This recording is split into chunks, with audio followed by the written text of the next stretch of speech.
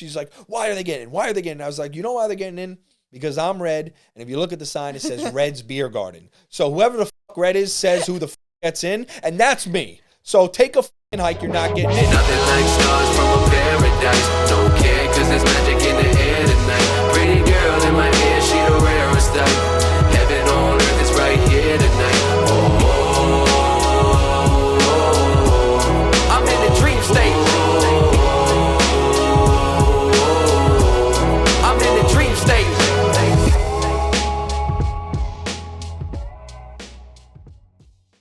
Listen, in all-time history, in all-time episodes, I continue to say it, the Reddcast, number 1. Today, I am so fired up. There is no one greater than the guest I have today. She is truly the GOAT. The stories we're going to get into today, the talk we're going to have, it's going to be amazing. I have one of my best friends, Anj. How we doing today? We're good. I hope I live up to what you just said, but You will. I'm excited. I'm a little nervous. You're a living legend. You're a living legend. You have nothing to be nervous about. We're down here. We're in Great Manasquan, as I call it. I don't give out the real town that I live in case they want to come get me. But and we have the cameo that's coming from Mr. Cush over there in the corner. He's watching today. What a surprise! Thank you for bringing him along. Of course, I had to. So my first question is, how is life since graduation, Anj? It's been like a whirlwind. It's been good though. I thought like when I first finished school, I was so down bad. Like I thought life was like not worth living. Honestly, I was like never gonna see my friends, like never gonna go out the way I used to. And I feel like I still do it, and my priorities shifted. You know, like working, exercising, taking care of my body, and also like finding that balance between social life, personal life, work life. It's very hard. I still haven't fully found the balance, but it's been good. It's been good. Everything's been good. I still see the normal crew all the time. So yeah, your friend group, one of the greatest out there. Oh, they're the best. One of the greatest friend groups that exists on this planet. We are like this. We are so tight knit, and they put so much effort in planning things in advance so everyone can come and making everyone feel included, and I love that. Like that's you need a friend group like that after graduation, because then you're going to be alone, and that's no fun. That is the sole way to stay in contact with everybody and see everybody, because this was one of my big questions was, and I've seen it on social media and everything, like I see you guys together, but when you graduate college, like everyone is together at school. Every day. And, of course, when we get into the stories of Reds and that whole pandemic year, I mean, we were literally together every day. Like, every day. Everybody was together every day. There was no breaks. And you could walk to everyone's houses. Like, you could do everything with everyone. And, obviously, post-grad, that changes. But, obviously, yes, I don't see them every day. But I like to say that we see each other more often than a lot of other people in college. Yeah, I have seen you guys together.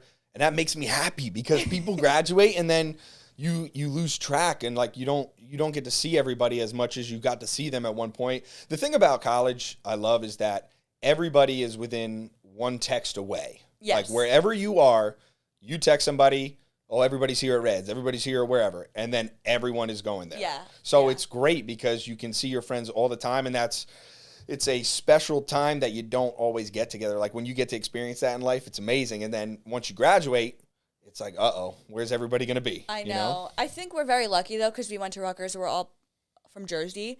So I feel very lucky. I can't imagine if I went to school, like, super far away, and then I had to move away from all my friends.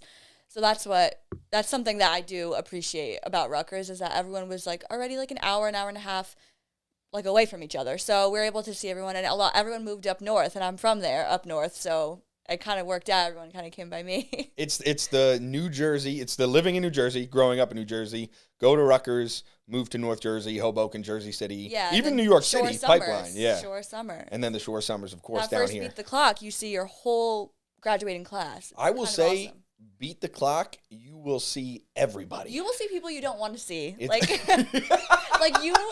It's someone you like could have done fine without seeing after you left school, and you run into them, and it's like even like homecoming, you expect it, but if you're going out in Hoboken or Belmar and you're seeing like random people you haven't seen in years, it's kind of nice sometimes, but sometimes you don't expect it and it hits you like. Yeah, sometimes you know what, I always like when I see somebody I haven't seen in a long time, I greet them with crazy energy. I think it's because my energy is so high. And sometimes I get the vibe that the person just didn't give a damn if they could have saw me or not, you know? And I'm just like so happy. I'm like, yo, what's up? And then they're like, oh, hey, how you doing? I'm like, God damn. I'm like, yo, I thought we were boys or girl. I'm like, yo, this is, but you know, it's just the way it goes once you know, fall out of touch with people. So where is everybody at right now? Like, is everybody up in North Jersey and like by the city? Pretty much, yeah. Hoboken, Jersey City, New York, and then I like live at home, so whoever like still lives at home up there, I see all the time.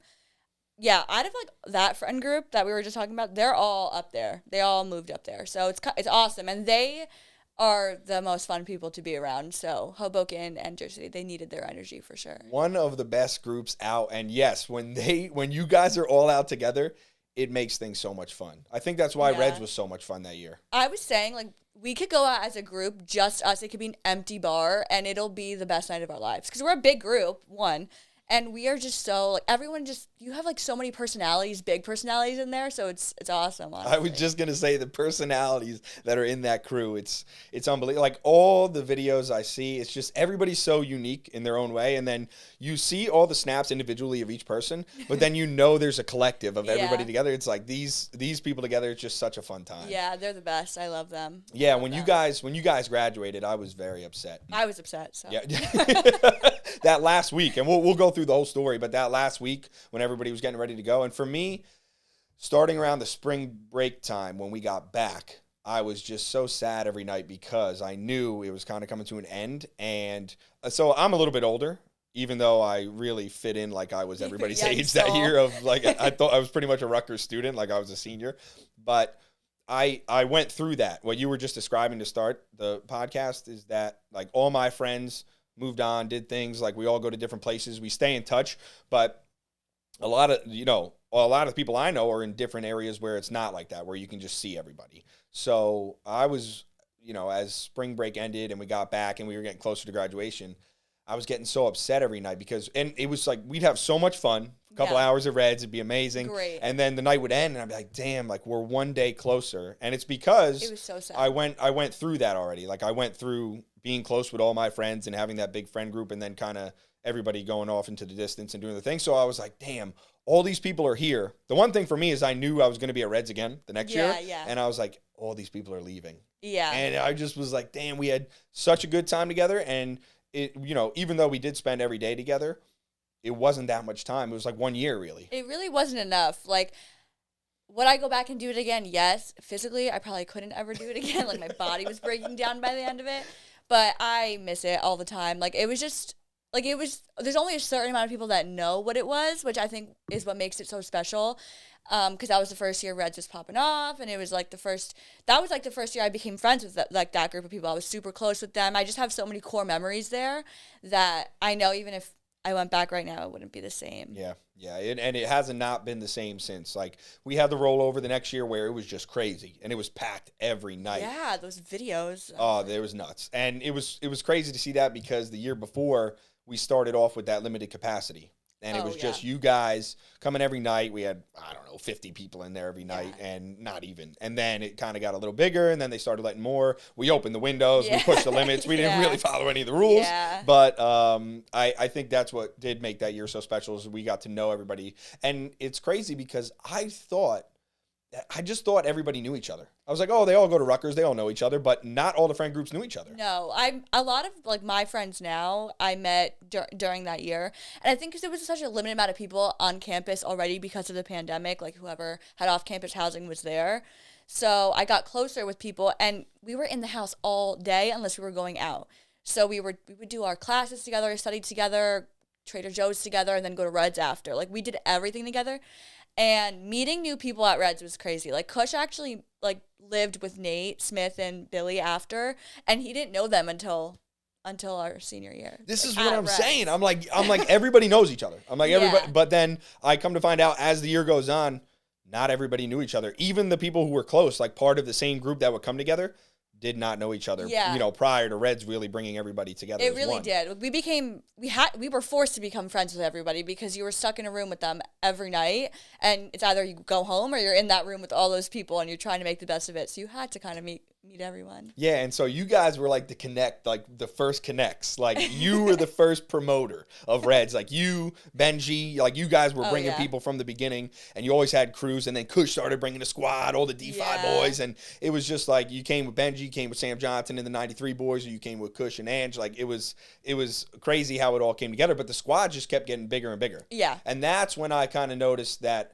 not everybody had known each other at first. I'm like, all right, how do they know? I was like, oh, they were friends. But then I realized, no, I'll just get talking to people at Reds. They'll be like, no, I didn't even know him before tonight. But now we're became friends with Benji right before we went to Miami. Yeah. Like, we were not friends before, which is crazy because we're That's so insane. similar. But like that's what I mean. Like these are people that I would have probably not been as close with if it wasn't for that year. So it was awesome. I mean, we were going there like 4:30, 5 p.m. when bars were closing at 10. Like, it was just a select group of crazy people that were getting drunk at 5 o'clock in the afternoon, and it was us. Yeah, it was a wild time. And then, thankfully, the way you guys advertised it on your social media, because I couldn't put anything on social media. Right. Because obviously I was not following what was supposed to be done. Right. But you guys, it was all word of mouth. It was all your marketing to people in there. And you're like, what is this place? Who is this guy? And then everybody started learning, and that's what kind of started all the madness.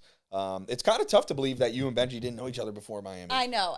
I think about it all the time. Like, who did I become friends with senior year? And it's probably more than half of the people I'm friends with now, which is so crazy. You guys put that entire trip together. Miami. Yes. Yeah. That's like when we became friends. Like because we were talking about it because we both realized, all right, we know a lot of people. We know a lot of shit about Miami. Let's put our knowledge together. So like SLS, like, me and Benji did that. SLS was the go today. We're going to talk about that in detail, that whole trip, because SLS was just, that day was all time history. Have you, so aside from your close friend group, you know, the core people that you were really close with that year, the whole year, have you talked to anybody or stayed in contact with, I guess aside from the summertime, because in the summer you see everybody, right? Yeah, I see everyone. I would say I'm in contact with, like, my housemates that I live with. I'm in contact, like, I have the same friends I had in college. Obviously, I just don't see them as much, but you saw them all on my birthday. Like, I'm still friends with all of them. It's just obviously harder in adulthood. You can't just, like, get drunk on a Wednesday. Yeah. Like, which in college you can. Yeah. Just like, let's go. I mean, you could get drunk on a Wednesday, but you got to work first. Yeah, that's, well, in Philly, they do sip. See, this is what I'm saying about Philadelphia. They're on, like, who's going out on a Wednesday? Philadelphia, and that's why I say I do not mess with that city at all. I'm just not into Philadelphia at all. Every time I go there, I cry in the turnpike. Like, it's the worst time ever. And it's sad because I want to enjoy it because so many people like it. Like, I want to go to Sips. I want to try it. But I'll probably come back, like, beat up and bruised. Like, I don't know if it's worth it.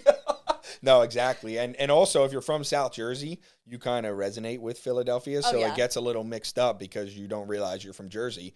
You're from actually Philadelphia and Pennsylvania. Like, Birds fans? Like, yes. I know. Like, if this is clipped or something, like, I'm so happy they lost the fucking Super Bowl. Like, I was rooting against them the whole time, obviously because they're just scumbags, those fans. Like, and I'm a Jets fan. Like, they're not very good either, but I didn't want to see them win. And Pacheco was on the Chiefs, so I was like, I gotta root for the Ruckers. I mean, that's our guy. He was in Reds partying with us. I never met him. Like, no? I literally told Coach, I was like, I'm gonna ask if he knows him because I don't know like if he was there. Like, I guess I was so roped into my own friends I didn't realize. Yeah. Well, you know what it was is they always came in and they had that corner, you know, and they kind of stayed to themselves, and it was because the football people come with like 40 or 50 people. So it was like they already had this massive crew of people, and they would just stay in the corner and kind of be themselves. And then Pacheco was coming later in that year. Like, by the time you guys had already been friends with every group that was in there. So they were brand new, kind of just staying off to themselves with their people. And they didn't really – I told the story about Billy Neal the other day. Shout out to Billy Neal. When all the football guys were outside and they were, like, trying to get in and yelling. And I told them – eventually I just started yelling. I was like, listen, this is not how it works. The VIPs get in first. They've been here all year. We got to let them in first, and then you guys come in. And it was me against, like, 30 or 40, 6'5", 250, just stacked football players. And then Billy Neal's right there. And, Billy Neal was, especially at this time, he wasn't the biggest guy in the world. Now he's big. Yeah. But he was just like, that's right. And he walks right in. I was like, that's right, Billy Neal. Let's fucking go. And then eventually all the football guys got in. But Pacheco, really, the following year, he was in there a decent amount. Like, they only go out if they won a game, and really once a week. So if they won, they would all come. And in the beginning of the year, they started off like 3-0. So he was there every weekend because Reds was still the spot. Yeah. So he was there, and that's when I became closer friends with him. I had known him previously. But yeah, of course, he's in the Super Bowl against Philadelphia. Yeah. We're New York fans up here. Yeah, like, so, let's go. Yeah. I didn't understand the hype around it. I was like, you guys all, like, flipping cars in the fucking street of Philly? Like, that just sounds horrible. Like, get it together. Get a grip. Like, literally, there are better things to live for. Yeah. Like, honestly. They're wild down there. The way they root on... Listen, if you're part of the fan base in Philadelphia... You have to love it because you are in the mix and you could just say whatever the fuck you want because they don't give a fuck. Right. And I do like that about them. Yes, I respect that. I respect that. Yeah. Exactly. But if you're on the opposing side, they're just the way they say things, they're just scum. Oh, like I the way got they say verbally things. Abused because I went to an Eagles-Packers game this past season, and one of my very good friends lives in Philly, and he's a Packers fan. And it was his birthday, so I'm like, all right, I'm going to support the Packers for you. Like, I don't even give a fuck about the Eagles anyway. And I put on his Packers jacket. I was berated. I was like, first of all, that stadium fucking sucks. Not like MetLife's any better, but that place sucks too. So, and then X Live, mid. I don't care, like, mid. Any New York, North Jersey sports bar is better. Any shore bar is better. X Live, all these people love it. I'm not the biggest fan. So I am not the biggest fan either. The energy just doesn't match up with the kind of energy we have up here. So I try to, I don't mind going to Philly and then getting out of there. I'll go for a night or two. But I live there, and when I lived there, I was like, okay, I need to not be here. I forget that you live there. I don't know. And I have a lot of friends that, it's so funny because in college, if you live, an hour away from Philadelphia, 2 hours away from Philadelphia, 3 hours away in Pennsylvania, nobody really knows those towns. So when people ask you where you're from, they say, oh, we're right outside of Philadelphia. And then you ask, where exactly, and you find out it's 3 hours away. And if you're from Jersey, you're like, we're an hour outside New York City, so we're right outside of New York City. Yeah. But if you're 3 hours away from Philadelphia, you're not right outside of Philadelphia. I think if you're more than an hour away from anywhere, you're not outside of it. You're not right outside of it. Exactly. This is an argument we've had time and time again on the bus. Continue to have it. Yes, exactly. I mean, it's a fact. But so, going there and then getting out, that's what it's about. And I do have a lot of friends that live around there, especially like in Delco. And I had, the sketch comic Saberm. I don't know if you've seen him. He's big on TikTok and Instagram Reels and all that. He's a good friend of mine because I played baseball with his brother in college. Oh, wow. And then he ended up transferring and going to Susquehanna as well, which is where I went. Right. So we've stayed in touch over the years. And then I saw what he was doing with comedy and everything. And then he did the podcast. That episode will air. That might air after this one. I don't know. It might be before. I'll be looking forward to it. Yeah, it's a good one. He's funny. And he's a good guy. So, there's a lot of good people down there, but I just, it's not for me. It's not for me. Yeah, I mean, I respect them. I think they're super fun and super cool, but I just don't think I could live there or be there. Like, when I wake up there, it's done. Like, I need to get the fuck out. Like, I can't wake up in Philadelphia. 100%. You wake up there, nightmare. You got to get the fuck out of there. So bringing it back to Jersey and New York, Kush is in the city now, right? Yes. So how long has he been there? He moved in the summer, I think July. Before that, he was in Jersey City. But I love that he lives there because I can go there. I love New York. I'm a huge, New York City person. I've always been growing up because I live 45 minutes away. So it's always been something that we always did for, birthdays, whatever, growing up. So I worked there for a year or two. Stopped working there. Now I work from home and I work in Jersey, but I love New York. So New York City is the city. Oh yeah. People going back to the whole Philadelphia thing. People say in Philly they're like, oh, we're going to the city, and they're talking about Center City, Philadelphia. No. New York City is the city. It's the city. It's the one and only city. We have two of each sports team. It's a huge city. There's so much shit to do. You could live there for your whole life and still not have seen or tried everything to do there, which I think is awesome because it's so hard to be bored. And obviously, I'm a huge Yankees fan. I've always been, my dad is. So growing up, going to Billy's now that I'm over 21, going to the games, it's just an experience. I love New York. I really do. The energy there is it's just different. And we just went up there to shoot a podcast with Gavin and Nihar, which I was telling you about before this. Oh, yeah. And I hadn't been there in some time. And so... My birthday. You were there for my birthday. That's right. Oh, of course. That's right. When we had an amazing time and everybody was there. Yes. Everybody was there. I like to bring people together. It makes me happy. That was the first time... Your birthday was the first time I went to New York City, probably prior to the pandemic and years before that. And then... I'm honored. And then that was the last time I went before I went to see Gavin and Nihar, and just being around, like when you get out of the car, we drove up there because we had all the equipment for the podcast. We got out of the truck, we just started unloading, and I'm like looking around the city and everything, and just the energy that's up there, it's amazing. It's cool to be around that, and it's got a lot of like dream chasing energy. Yeah, I do like it. I don't know if I could live there for an extensive amount of time, but I love going there. Yep. I like having the option to always Well, go. you're golden. I mean, Kush got the penthouse in there, so it's you go right in and you can leave whenever you want. It's perfect. Yeah, it's great. The flex wall penthouse, it's a place. It's a great spot. When we had your birthday, I got to stop by and check it out. Yes. We were originally going to do the podcast there. Yes, but it was tough because you guys, again, you're working all week, so it was tough to get up there, and we'd have to go later. We wouldn't get in there till late. So I think this worked out better. We got the weekend. Yeah. I got the house to myself for a while. We got the whole studio set up. It's good to go. I love it. It's awesome. But yeah, we got all the animals around. They can't see these. They can see the deer head right here. Those are all my dad's. My dad's kills. He's a big time hunter. So. Oh my God, I didn't know that. Yeah, he loves it. He loves it. So, and he's away right now, and he loves fishing. I'm like complete opposite. He loves fishing, hunting. All because he was a chef for many years. He's been in hospitality. That's how we ended up opening the original Reds, and then the second one in Newark. But so when he wants to take a break, he needs like still, calm, quiet. But me, I'm like, all right, I want to go out and party and skateboard and do all these things that are just fast paced and you're a instant very action. fast paced person. Yes, my energy's just high like that. It is. We love the Carlstadt Reds. That's like our favorite. Me and Chris you guys all been the there? Time. Yeah, we love it.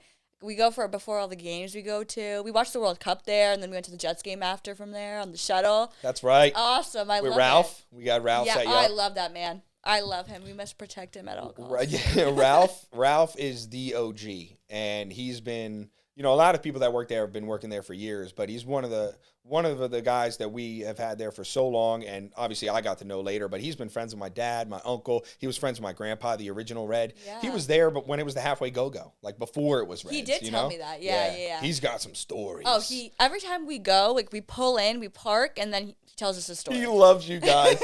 He loves you guys. I love him. He's awesome. Like he's a really good guy. He always says he's gonna get off and go have a drink with you after. We always shift. tell him, we're like, just come. He never goes and drinks after, but he's one of the best. And there's a lot of people up there that have been working there for a long time. I'm sure the bartenders that you guys all got your drinks from and everybody, they've been there forever. Yeah, they were all super nice. Yeah. I just like the vibes there. It's very homey. I feel like. Did you guys meet my Uncle Doug, or no? I don't know. No, but I think I met your grandma. Grandma, yeah, that's right. Tootsie, as she goes by, that's her nickname. She was so sweet. She was She's like the sweetest woman I've ever met. She is the best, and still to this day working. Still. I know. She was I think hostess. She was taking everyone's like tables and everything. I was like, wow. Yeah, she's the hostess. She loves it. Yeah, she is. She's in there every day. She does some of the paperwork in the morning sometimes, and then she'll help my uncle out. And even when my grandpa was there, she was in there every day. And then they would be arguing, and it would be their dynamic was hilarious. So, but I want to bring it back to the Reds year because I think we should dive into this. So, oh God, the first time we got to talk about the first time we met. So this was in September 2020. Of 2020. Yeah. So this was right after everything opened back up. Summer, the bars down here were open, but it was all limited. Everybody was all over the news. If you had people in there, it was crazy. It was madness. DJs on the news like every fucking. It was Oh yeah. They like were not for there. bad stuff. They'd be like, oh great, like social distancing the line. I'm like. Yeah. So, but not everybody was coming down here, and that was the first year. Prior to that was the first year Reds was open. So. We had shut down in March of 2020, and I just didn't know what was going to happen. I was like, damn, I didn't know if we were ever going to open again. And so we get back in September. We open up, and for about a week, slowly but surely, people were kind of, in and out, not that many people. And then Benji, Sam, Brant, Jake, Pete, and Tomasco all came one Monday night. The following night, on a Tuesday, it was packed. And then all of a sudden, the hype of Red started to build. And I remember meeting you that week, first week that it ever started being busy. I came on that Friday. Yes, you came on that Friday night, which was crazy. Yeah. And I remember you sitting at the bar. I remember this so vividly. I don't know why, but you sat down with one of your friends, but I don't remember which one it was. It was one that you had been coming with, but then I didn't really see her a lot the rest of the year. I don't know if she might have been older and just was visiting. Yeah. But, you sat down with her, and I remember you guys sat down, and this was when I was first meeting everybody. So I do remember when I first met a lot of people from that year. I can Yeah. still remember vividly, like, a lot of the times I met people for the first time. And you guys sat down, and I was like, hey, how you doing? I'm Red. And you were like, oh, you're Red? And I'm Anj, and then whatever, I forget who it was. And that night just ended up being crazy. Yeah. It was nuts. Kush and that came a little later that night. That was the night. Yeah, Kush came later, and I met him as well. And that was the night that shit went crazy. Like, you know, the bathroom got destroyed. We all know what happened with that. We won't out anybody, but the bathroom got destroyed. I mean, you know, we got the videos. It was nuts. Oh and my God. So, like, that's somebody, if I ran into. Yeah, you know what? I'll tell you what. When I run into him and he knows who he is, I always greet him with some good energy because he's a nice kid, but that story, man. How he survived the entire year, I don't know. It's probably because I'm very forgiving as a person, but I also think he knew we were watching him closely. Also, no, he was friends with Kush. So, you know, Kush got him to end most of the year. So I remember getting texts from Kush like, don't associate me. I'm like, don't worry about it. We know he's okay. So, but so it was a crazy Friday night. The next day, everybody was coming to Reds. It was going to be one of the most insane nights because there were people I knew from the year before that had started coming for the dollar drinks and for happy hour and stuff like that when we had happy hour. Mm-hmm. And they were hitting me up and like, Red, tonight is going to be crazy. Yeah. Everyone's talking about last night. Texts. Oh, it was nuts. And so all of a sudden, I get a call from my mom. She was like, the ABC just came. I was just going to say, didn't the ABC come? So the ABC came because, so for anybody who doesn't know, the ABC monitors the liquor laws. And so at the time of the pandemic, the state and everybody gave them the power to enforce all the guidelines that were being put in place by the CDC and, you know, the states, whatever, it was state by state. So the problem with that is the ABC has the power to take your liquor license away. So if you're in violation of these rules that have nothing to do with actual liquor laws, they could just take it away and then you're closed and you're fucked. So that was where the whole conflict of interest was coming all year. But they stopped in and of course they saw some of the videos from the night before in that week. And they were like, we see what you're doing. You know, you got to shut this down and start limiting the capacity. And they explained all the rules in that. And I said, listen, just tell me what you want me to do and we'll do it. I wasn't there when they first stopped by, but they said they were going to come back later that night. And at that point it was full. But we had put everybody at the tables. Yeah. We had tried to. The back room was like, I remember being back there. That was the origin of the back room. I miss the back room. I miss it so much. Yeah. I'm so happy like only we know that. Yes. Yeah. It's it was a rare thing that the whole next year didn't have. Yeah. Because we took down the walls. But it turned into a massive club, which actually that back room was the original Club Reds. We would close those doors, and no one could see what was going on. There was some, and you guys would just get behind those doors. And it was just so much fun. But I just remember them coming in while everybody was in, and we just had to basically kick like everybody out. And we ended up closing early that night. It was such a stressful night for me, for my mom. I remember she got my mom. She got into it with Mueller. Justin Mueller. Really? Yeah, and like, because, you know, like, people are ripping the Nick sticks, which we were just talking about, and the vapes and all that, and she was, like, trying to really enforce the rules. And I'm like, this is when you had, like, the signs that were, like, don't vape or whatever. Yeah, and so she was, like, all high-strung about it because the ABC was in there all day. It was so stressful. So, you know, I had become friends with Mueller. I had become friends with that crew, like, just from that week. I'd known them. That's a crew I did know before senior year. Yes. Yeah. So yeah, they're one of them. They're awesome. Yeah. And so I remember her yelling with Mueller, and they're going back and forth. And I'm like, all right, calm down. I'm like, let's just, you know, stop this right now and let's figure it out. And we ended up kicking everybody out. But then after that, everybody got COVID. That whole week, the next 2 weeks. Kush got COVID. Kush got COVID. Yeah. Did you ever have COVID? No. Like, I've never tested Not positive. Officially. No, yeah. I didn't have COVID whenever people were getting it at school. Like, there was that time, and there was that one other time in the winter that everyone was getting it.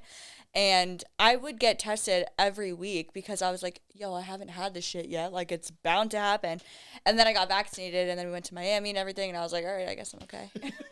It was crazy because Kush had it, but you never got it. Yeah, that was crazy. Yeah. I remember being so pissed because we went and got tested together.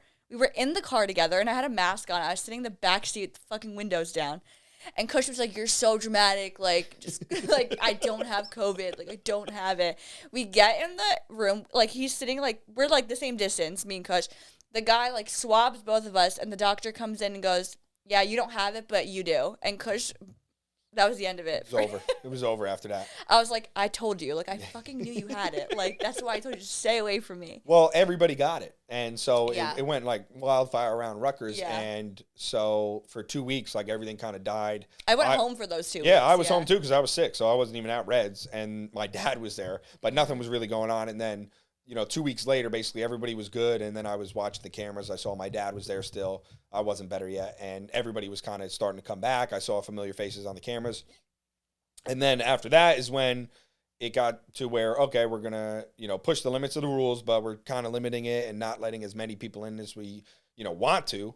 And that's when all of us really started getting close. Yes. Because you guys started coming every night. Yes. And so originally, do you remember how you heard about Reds prior to that? Like when you first came? I heard about it. I had come to Reds for a date night my junior year. So I knew it was there. Like, I knew it existed. I went for that date night. I wasn't 21, so I didn't drink or anything at Reds. And then... Let's go. And then what happened? I think I was with my housemates. We were pre-gaming at our house. This was our senior year. And the crew, like Billy Muller, like Joe Milano, all of them were going to Reds. And, like, my housemates, Megan, Caitlin, and them were friends with them also. So they told us to come, like Dan Sheptuck and all of them. So we went to Reds with them that night, and then Kush came later, and that is how I went. Like, it's actually because of them. Like, the first time I went to Reds isn't even with the group I would always be going with, which is like crazy. Yes, because I remember we did a special, and we did $3 drinks. I was there for the $3 drinks on a Friday. Yes. Yeah. And I remember Muller's face when he ordered a vodka Red Bull. This is the first memory I have of Muller, and he goes, vodka Red Bulls are $3 too. And I was like, yeah. And his face was just mind blown. He's like, vodka Red Bull, $3? Yeah. He's like, I'm never going anywhere else again. I am only coming to Reds. And so, of course, it was a really good night. And then I guess everybody heard about it. Yeah. I remember that was like the first it was like the weekend of what would have been syllabus week. But no one did anything, like, because there was nothing to fucking do besides sit outside. And then indoor finally opened, and I think it was like just that week that we went. But it was awesome. It was that crew that put us on, and they're OGs too. So. They are OGs, and one of the best crews out as well. Oh, they're the best. Everybody, I've been saying this a lot on the podcast. The relationships that I got out of that year, like the friends that I have, worth more than any amount of money I could have ever made at Reds. Like the people I met that year and became close with, all good people too. Like, amazing. You guys are all like through and through just good people, and I'm thankful to have you guys as friends, because if it wasn't you guys that year, probably wouldn't have pushed the limits as much as I did, and definitely wouldn't have become as close with everybody. Yeah, I think the circumstances of COVID made us really close because, one, we had to be in communication because, like, God forbid somebody had COVID. Yeah. And then also, it was just like I said, it was that same group of people. Like, you saw the same faces, and I feel like now that might be annoying, but at the time, like, it was awesome. Like, just going out, seeing people, being comfortable around them. Like, you're getting to know I met so many new people, and it was just crazy. That's just, like, something will always share. Like, just that memory. And there was literally nowhere else to go. So, we had to go to Reds.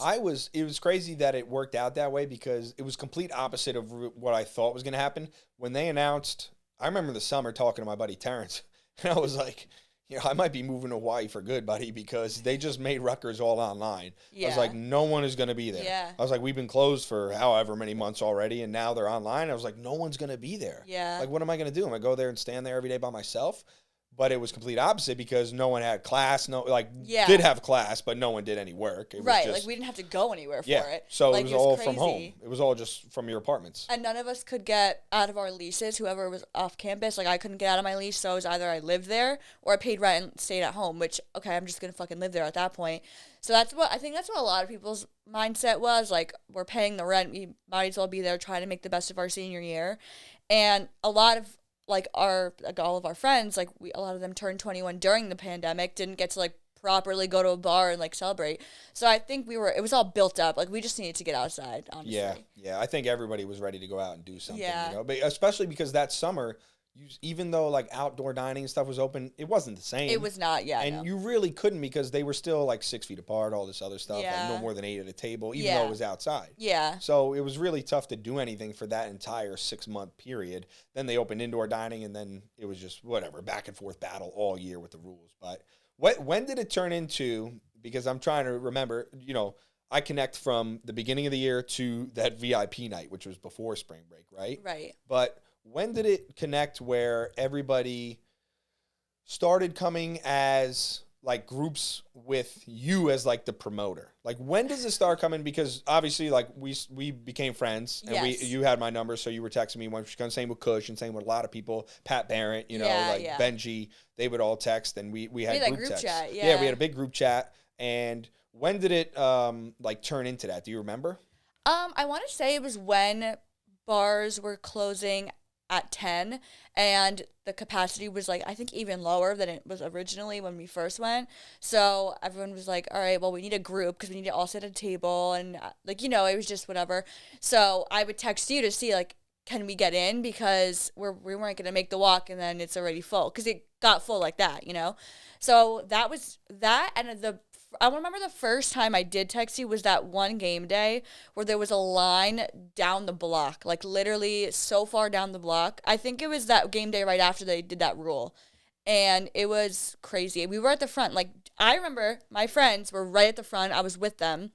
And then everyone fucking cut. And Kush got caught, like, when people cutting him. Kush in the line of fire. And I was like, oh no, like, what am I gonna do? We get inside, and I told you, I was like, listen, like, Kush is back there. He waited, like, he's with, these people.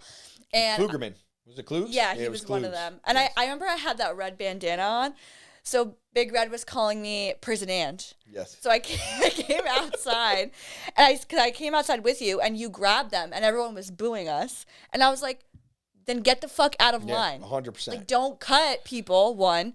Two, what? You're going to get in. Like, everyone was going to get in. Oh, yeah. They just needed to, like, wait. They were just pushing people and being crazy. Like, this is a Rutgers bar. Like, relax. Like, it's never that serious. Yeah, that was the first game day that was crazy. Yes. And that's when it turned into, again, because at that point, people realized you could go to Reds, and actually, we had the space for people. Because it was huge. Yeah, so even with the limited capacity, we were able to open the windows in the garden room, like the room to the right when you walk in. Yeah. And that would count as outdoor dining. Right. So we had indoor plus outdoor. That's what the guy explained to me. Yeah. So we would open the windows all the way, and we had a whole outdoor dining area plus the indoor, which was huge. Huge. So we had room for a ton of people. Yeah. It was like 80 to 100 people that could come in there. And we were seated. Like, we were doing the right thing. I just don't know. Like, and the line was probably 100 people. They came by that day, and there was no problems. So that was when they started coming and kind of checking. But you're right. I totally forgot that around October time, they got rid of the bar. So up until then, seating. Yes. So up until then, you could do bar side seating. Yes. And then all of a sudden, they wiped that out and said 10 p.m. curfew. So we had one crazy night till 2 a.m. We said, fuck it. That was like the last night, yeah. Yeah, and we're just like, all right, we got one night till 2 a.m. I remember it was a Tuesday because the rule was going to get enforced on Thursday. So that Tuesday, we all like went crazy. Yes, and then, so that is about the time when, okay, this is where it turned. Because at that point, that was a couple months, that was like a month and a half, 2 months in. Yeah. And so now I had known you guys. You had been coming every day. We were all pretty much friends. And so that's when it started. And I started getting the texts.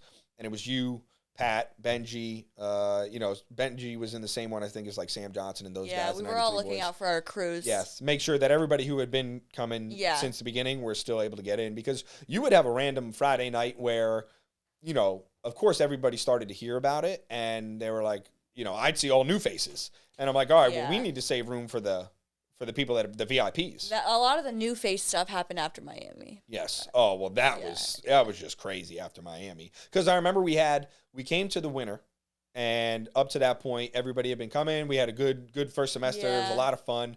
I ended up going to Hawaii for winter break with my guy Terrence and Will, and that was our first trip there. And so I stayed I went for the whole month, basically. I flew out basically the night we closed and came back the night before we opened. So I remember, people got back for that spring semester. More people moved back to New Brunswick and Rutgers that weren't there the first semester because they saw things were going on. Yeah.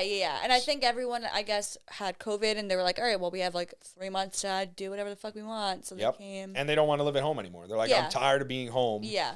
All the way from the spring of when they shut it in 2020 to the winter of, when it was about to be 2021. More people definitely did come back. So more people came back, and a lot of people, knew about Reds because of the social media thing. Like even people who were living at home, they were all friends with you guys on social media. Yeah. They see what's going on. So now it's starting to get a little more hectic, a little harder to manage it. And they were really, those game days before that break were so fun. Oh my God, I missed game day. It was the best. I mean, those were so much fun. People coming so early.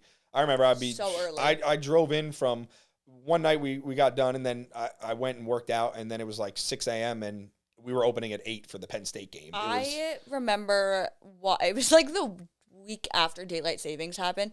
I remember walking from my house to 96 Easton because Michael got like mimosas and all this shit. Like, Shout out to the 96 boys. The best boys ever.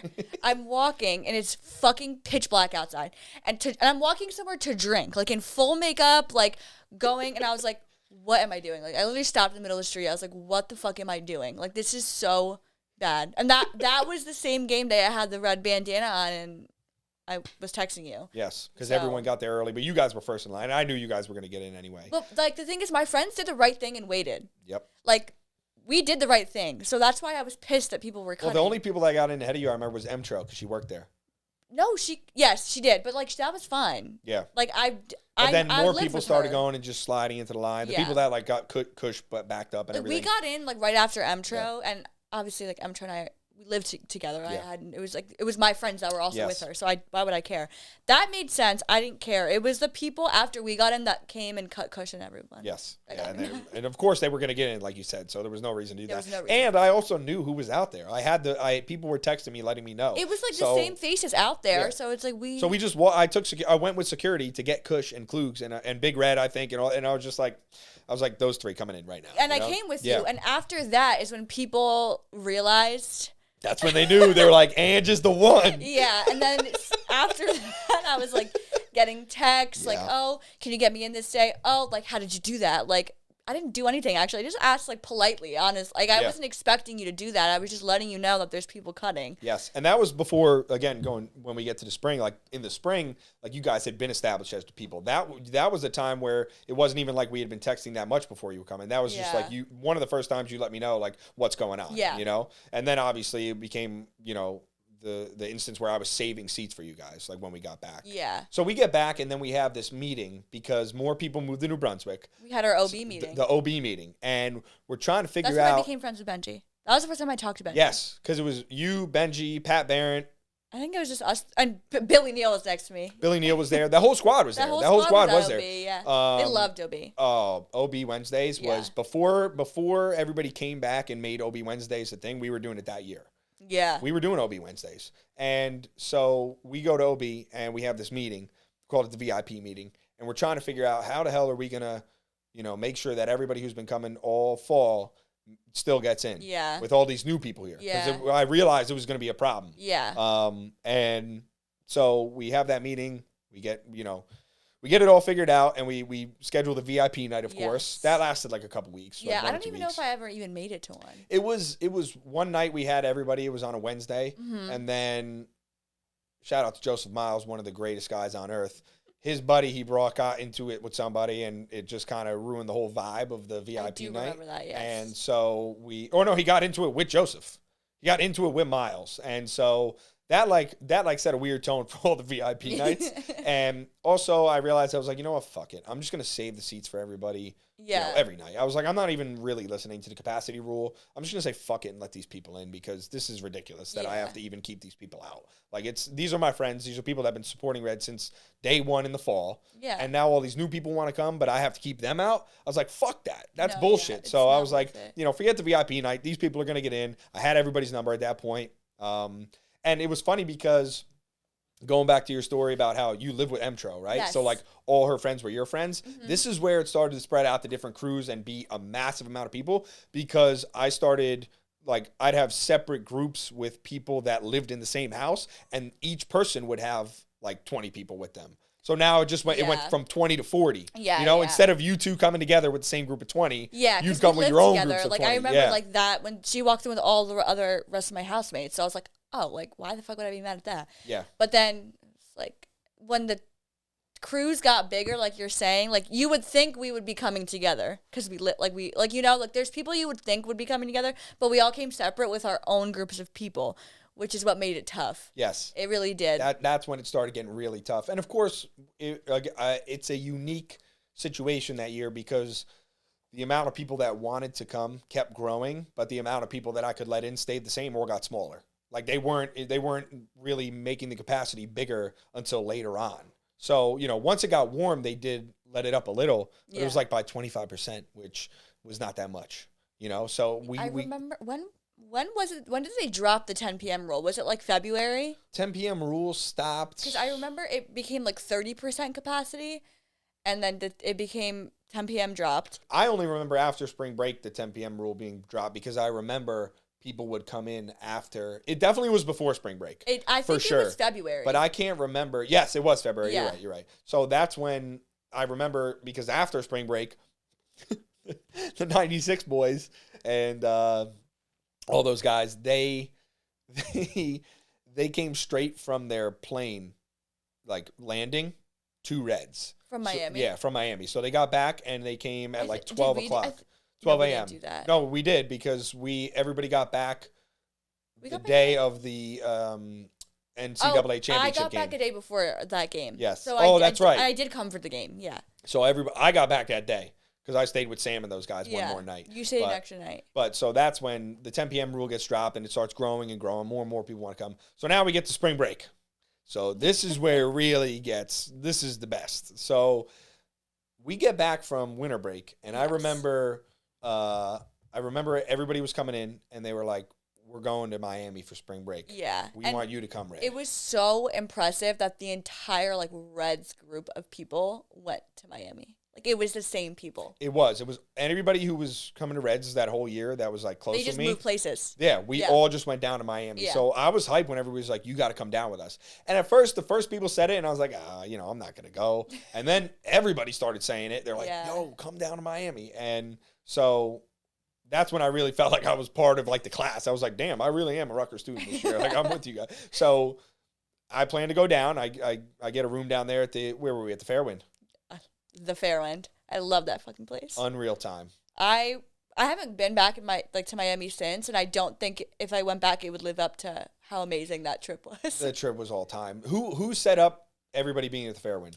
It wasn't me. Okay. I was told by word of mouth that that's where everyone was staying. I want to say it was Pat and that crew that is the one who told me, but I'm not fully sure. And then I just remember we all booked it. There were some people obviously at other hotels because the Fairwind was small. There was no shot we were all fitting there, but the core group of people was definitely there. Yeah, so Theta Chi, that's who they all booked that hotel, and you were friends with a lot of the Theta Chi guys. Yeah. So that ended up, and also that crew gets connected to the Theta Chi through the Justin Muller crew, and that's who told me probably. Yeah. So because Arian is in Theta Chi. Yeah. And he was also part of Muller's squad, yes. Billy Neal and all them who weren't in that fraternity. Did they stay at the Fairwind? I don't know if they all stayed. Yeah, they did. Arian did, right? Oh, right. I was going to say they did because one night Arian came in to Cush's room with the rubber ducky from the fountain. Yes. So we all go down there, but I remember the big day that was planned for was SLS. And I feel like this was all you. I'm not going to take the full credit because it wasn't all me. I remember talking to a few people here and there, because no one was deciding on a day for SLS. Nobody was saying if they wanted to do the 16th or the 17th. I'm pretty sure it was we were between those 2 days. It was a Wednesday or a Thursday, some shit like that. And someone asked me, what should we do? And then I was like, all right, just put it in, we had that big group me. So she put it in a group me, and then I texted Benji. I was like, we're doing it this day. And then somebody else asked me, are you getting tickets for this day? So I kind of was like, yeah. And then I told my friends, and everyone kind of told their friends, and it became this message. It became the day. It became the day. I'm not going to take full credit, but I will take some credit because I don't think everyone would have been there that day. No, you had a lot to do with it. And I remember Benji also was the one setting up things because he was doing for promoting. sure, he carried that day on his back. 100%. He set up all the days, I think, at certain spots, and he was saying SLS multiple different days. But then you're the one who really, I remember, hammered it in and then got everybody on the same page. Yeah, this is the day. I was too scared to put it in that group me, so nobody else. And I remember, yeah, well, there was that big group that everybody was in. I refused to speak and I was scared. Yeah, it was, and I got thrown in it too. Yeah. And so we were all playing. I like that everybody was on the same page though for most of that trip. Yes, we did everything like pretty much the same. Like if nobody stayed at the Fairwind, they would be around it at a hotel like walking distance. The Fairwind pool. SLS was the day though. That was the day. Yeah. And I like that everybody was also like all the core squads. A lot of them were at the Fairwind because we were all up at the pool the first day we got there. I remember. Oh, awesome. Man. And then I'm going to talk another story about the pool when we get down the line here, when we start talking about later in the spring. I have another story to remind me.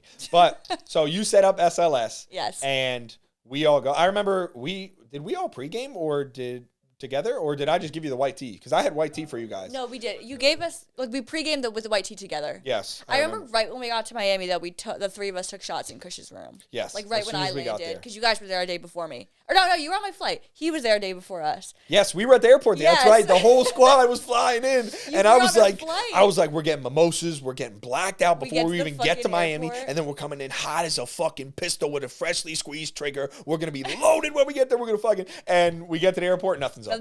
It's like 4:30 a.m. I was like, damn. Kush is texting me like so angry because he was there the day before. He's like, worst night in Miami. I hate Miami. Like I remember this. And I'm like looking at the fucking airport gate. I'm like, I don't know if Kush I don't know if we should even go now. Like Kush is saying it's so bad, and I was like, oh, he's gonna come back. Like I was like, what? Kush was ready to fly back. I was like, no. I was like, he just was hungover, whatever. It's Miami. Having a bad moment. Yeah. Also, Miami's super expensive.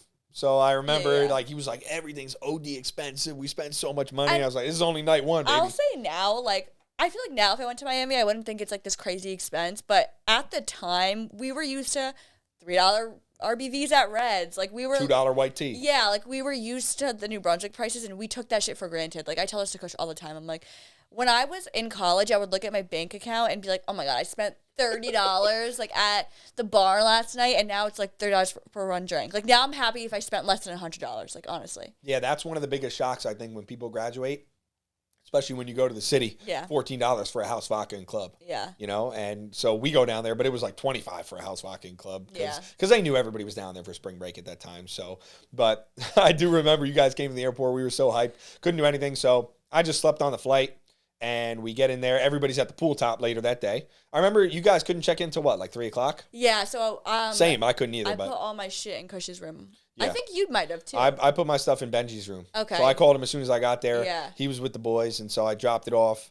I remember I took a shower, and I was like, let's go. We went up to the pool, and we just started getting after it. I started drinking. Yeah, that was so much fun. I don't know who thought that was a good idea. Like, we didn't eat anything. Like, we just went up there and started drinking. I got blacked out and sunburnt, like roasted. And I was like... I do remember you being so sunburnt that whole trip. Yes, it was great. It was, I mean, we were all in our peak form. Oh, it was amazing. And I was in the best shape of my life, I remember, because everything was closing at 10 p.m. leading up to that trip. So, like, I had the time to just get off of work and go work out and eat right and everything, which you never have in the bar life schedule, really. You can't keep an organized schedule, you know? It's not consistent. Yeah. So, finally, I was like, all right, this is great. I could get in shape. It was in amazing shape. We got a nice tan, we'll call it, the first day. And it was just, everybody got blacked out on the pool top, and it was so much fun. I was hammered at the Fairwind pool. It was everyone up there. That just happened naturally because that wasn't even the plan. I don't even know if we had a plan. I think we were all just waiting for our rooms. Yes. So there was, I guess in our minds, nothing to do besides get hammered into the pool. Yeah, and we did. And then I passed out early that night. I don't know. Did you guys go out the first night? Yeah, we went to... I forget what the place was called, but there were a lot of Rutgers people there. Yeah, and so then the next day was kind of like a free day. Nobody did anything until the nighttime, but I went to the beach, I remember. Oh, that second day we got after at the pool. You guys were up there at the pool or what? Yeah, it was Monday, I remember. Yes, yeah, and then the following day was SLS. So then we wake up early, we pregame it. I woke up, I drank pre-workout, and then I went to meet up with you guys. That was it. Remember, no one was eating. Dude, no, the night before SLS, nobody ate. We all waited up for pizza. I was like, guys, I got pizza coming. Don't worry. That was the day Kush was like unwell. That was a Monday. He got so hammered at the pool, and yes, I was so drunk at the pool, and me and my friends, like the girls, we had a nice dinner at this nice restaurant, Swan, and everyone's acting normal. Like I'm clearly not acting okay because I was hammered at the pool. Like they all napped and got their shit together, and I didn't. because why would I? And we're at this nice restaurant. I probably made a fool of myself. And then we went to El Patio after. So much fun. I come back hammered. You wake up from whatever coma you were in. Yes. And Kush did too. And we waited for pizza for like 4 hours, it felt Yeah. like. And we were just smoking bogues. The amount of heaters, Yeah. aka cigarettes, that I saw Ange rip. No, it was so bad. Wild. Why? And I mean, we were all ripping. I remember saying I was bringing heaters to Miami, but we had them and we were just because we were all starving. You couldn't get food. You couldn't get food in Miami because everything closed at like 10 p.m. or 11. Yeah. So if you missed the mark to eat, you were done. We didn't eat. Yeah. Like, and then you found that pizza place. Somehow. Uber Eats. Yeah. Uber Eats. And you ordered like 7 pies. I know. And everybody just stayed because I was like, guys, I got pizza. And everybody's like, we're starving. Because none of us ate. Like, yeah, everybody was out there. sitting there like at the Fairwind Fountain waiting for this pizza, like shaking. I'm like, I need food. Yeah. And that was, you're right. The day earlier that day was when everybody was at the pool at the Fairwind. Yes. Everybody. And that was like the day to be at the pool. Yes. And then, so we get the pizza. We go to SLS. SLS is such a blast. Everyone is there. Oh, yeah. Everyone. Didn't eat before SLS, though.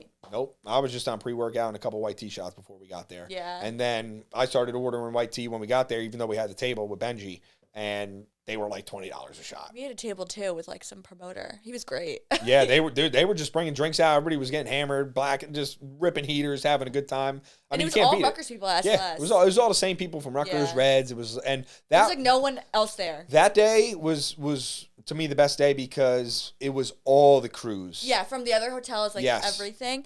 And it was everybody, like, and it was nobody else too, which just sounds like such a bitchy thing to say, but it was like a true college spring break. Like you were only with the people that you wanted to go with. Yeah, and that's where we saw everybody. And then because each day every crew had like their own plans or whatever. Yeah. And of course when everybody was at the pool, you got to see everybody. Yeah. But before that and after that, people were going off and doing their own thing. Yeah. So that day, like everybody got to party together. I have so many pictures, so many videos with every squad. It was great. It was honestly like, I don't know what like led me to go into that pool, but I feel like the reason I haven't like tested positive for COVID is because I swam in that pool. That pool definitely saved you. Yeah, it gave me like antibodies. Definitely gave you the antibodies. Yeah. It gave me something. Did you go out that night? Do you remember? No, me and Kush went to. Me and Kush were the last people to leave SLS. Like nobody was there. It was just me and Kush and like I want to say Leo and someone. I don't remember. But we were with, like, there was, like, 4 of us, and we were like, we have to leave. Like, it's fucking 6 o'clock. Like, we need to get out. Sun's going down. I'm like, oh, God. You're still at SLS? SLS. And we got there at 10 a.m. Yeah. No, that's what the problem was. We went to a nice, I'm in my bikini. We went to a nice Italian restaurant on the water. Let's fucking go. And they were like, well, you have to sit outside, because we're, like, both obviously, like, not wearing clothes, like, that you should be wearing to a nice restaurant. So we're sitting outside eating. We ordered so much food. We had like 3 bites, and I was like, we need to go back. And I think, did we bring leftovers? I don't even remember if we even had the energy to put it in. We were just not doing well, and we slept. We went to bed. I didn't go out. I couldn't go out that night. I had a mini date after SLS that no one. Do you remember that? No one knows about this. No, you told me about it. But I didn't tell you who, though. You didn't tell me who. I haven't told it. You're right. I did tell you. I did have the date. But I had a mini date that no one knew who it was with. No, I don't even think anybody knew about it except you, probably, because I haven't really told. But I probably pried it out of you, too. Yeah, so nobody knows who that was with, but that was fun. I had to get food, and then I went back to the Fairwind, and that was the night where I realized Sam Johnson was my brother, because everybody was going out, and I was ready to chalk it up as the night was done. I was like, it's over. And I remember he hits me up out of nowhere, and he was like, what are you doing, Red? I was like, I'm in the hotel room. I'm getting ready to go to bed. He's like, nope. He's like, the boys just got an Uber. We're going to Centro. I'm coming to the Fairwind now. Centro was there, right? At Centro? Yep. And so he's like, I'm not leaving you behind. I'm coming to get you. I'm like, let's fucking go. I was like, should I fire up the Folgers or what? He goes, yep, fire up a cup of coffee and let's go. So we fired up some coffee. He comes to the room. We drink the coffee. We get the Uber. We go to Centro. Emtro was there with all her friends, all the G5 broads. They had just gotten in that day. Oh, man. And that's when we were just running the show. We were just 20 white tea off rip. We go to the bar. We just passing them out. Everybody's going nuts. People are just music firing. People are throwing back white tea. I order another 20. Sam Johnson gives me his card. Red, order another 20. I order the 20. Shout out to my guy Tito from Centro. He says, no, this round's on the house. Aww. I said, Sam, this guy got him. He goes, all right, after those 20, order another 20 and pay for him. So we're just 80 shots in. Fucking crazy. Oh, man. And that night was so much fun. And the following day was the boat, the yacht party. Yes. The boat. So this was mainly pie cap. Yeah, I think it was Isaac's birthday. Yes. Yeah. So that was really cool. Yeah, Yoon. Shout out to Yoon the Love goat. that kid, yeah. He's awesome. Yoon the goat. And so it was his birthday. They had planned. It was St. Patrick's Day. That was the day. Yes. We all were green. And I was happy because I knew a lot of the pie cap people, but I wasn't as close with them. Like even their squad that was associated that wasn't pie cap. Yeah. I didn't know all of them as well as I knew you guys, but your core squad was going. Yeah. You were there, Kush, Gab, everybody. Yeah, all the girls. And so we had a blast. Yeah, it was a lot of fun. I remember everybody walked up to this boat just looking defeated. I look at pictures of myself from like before the boat, during the boat.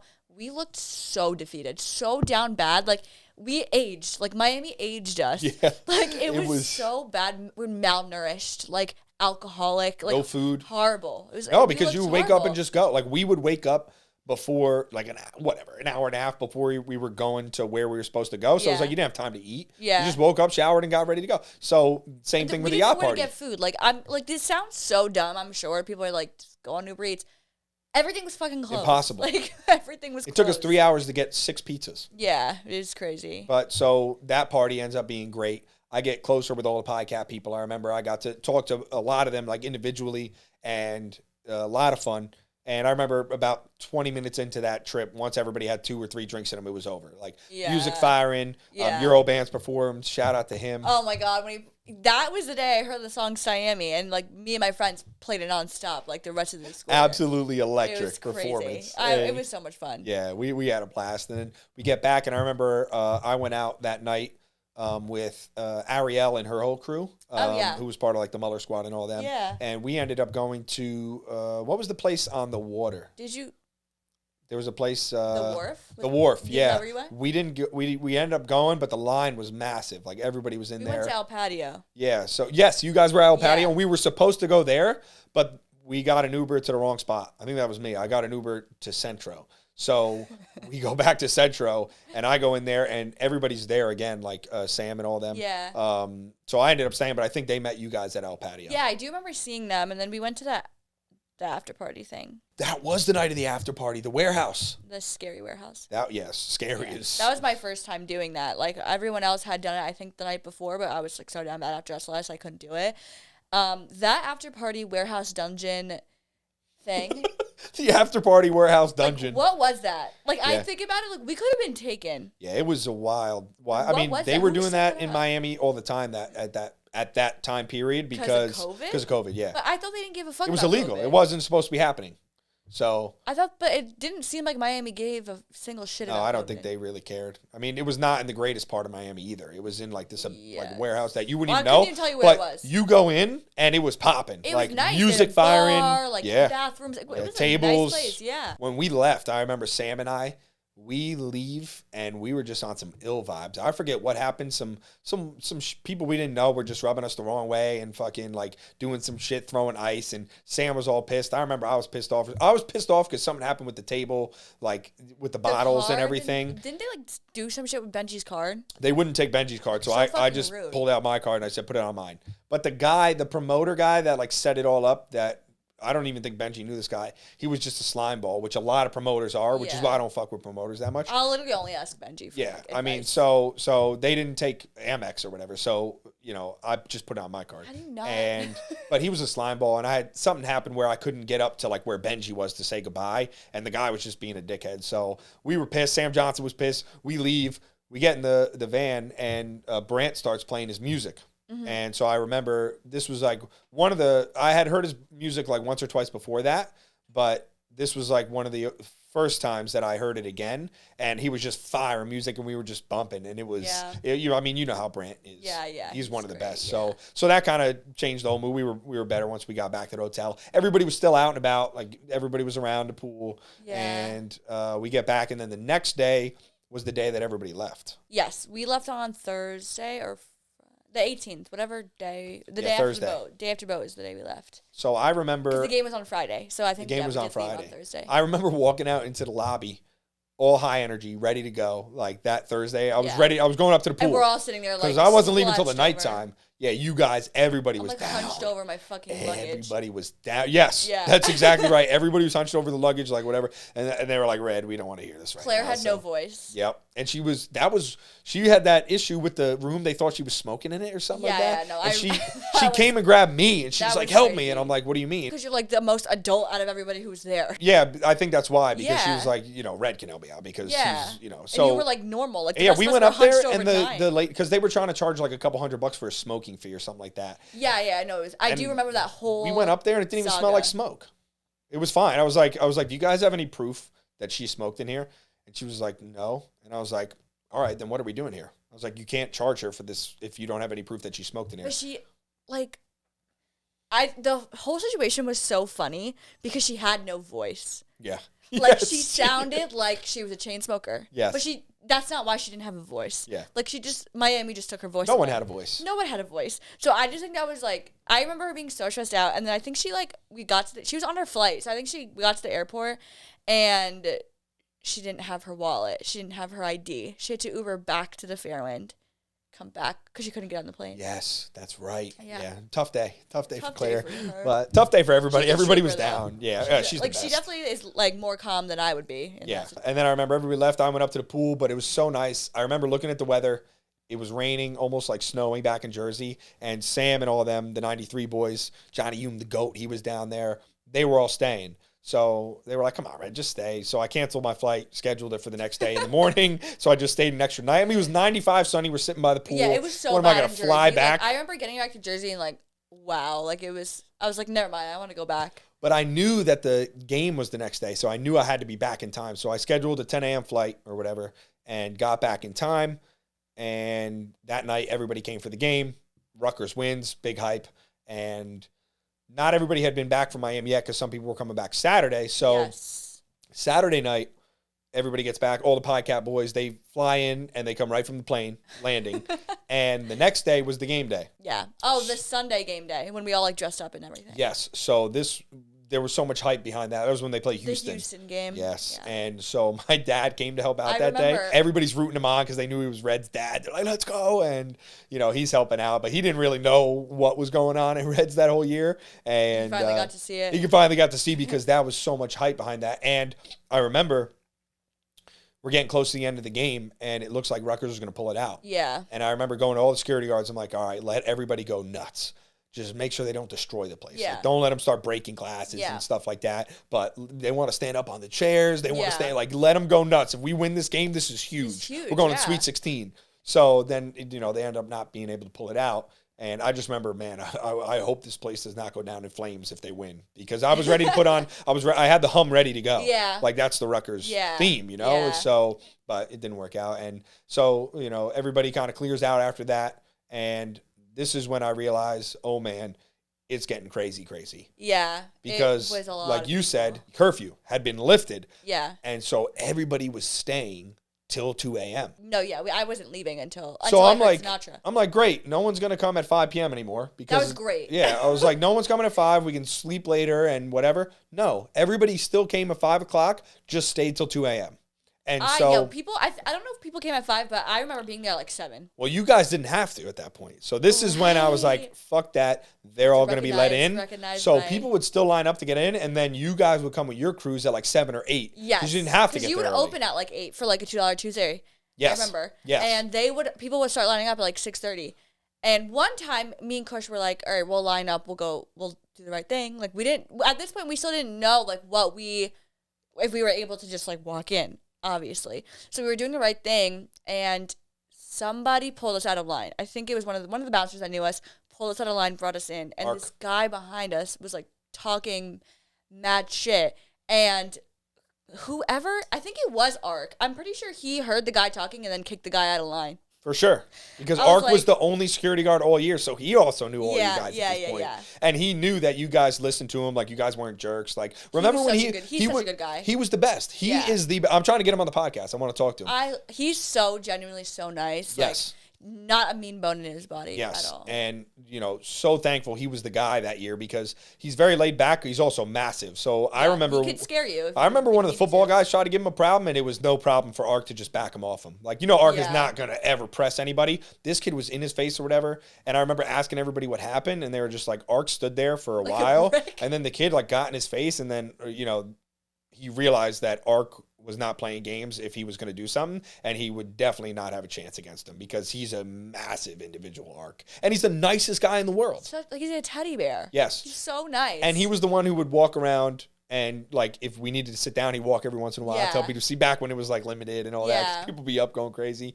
So, again, at that point, he knew everybody. So it worked out well because I was able to put him at the front, even though he wasn't a fan of being at the front, to check IDs, but also let in the people that had been coming all year. Yeah. Because he knew you guys. Yeah. I once, that we figured out, okay, well, you're prioritizing the people who've been there all year. We would just go right before and just walk in. And I remember one of my friends was visiting, and the line was down the block, and I was like, no. She was, freaking out. I was like, don't worry. We get to the front, and I heard these guys being like, they're about to cut. All those girls are about to cut because it was, all my friends.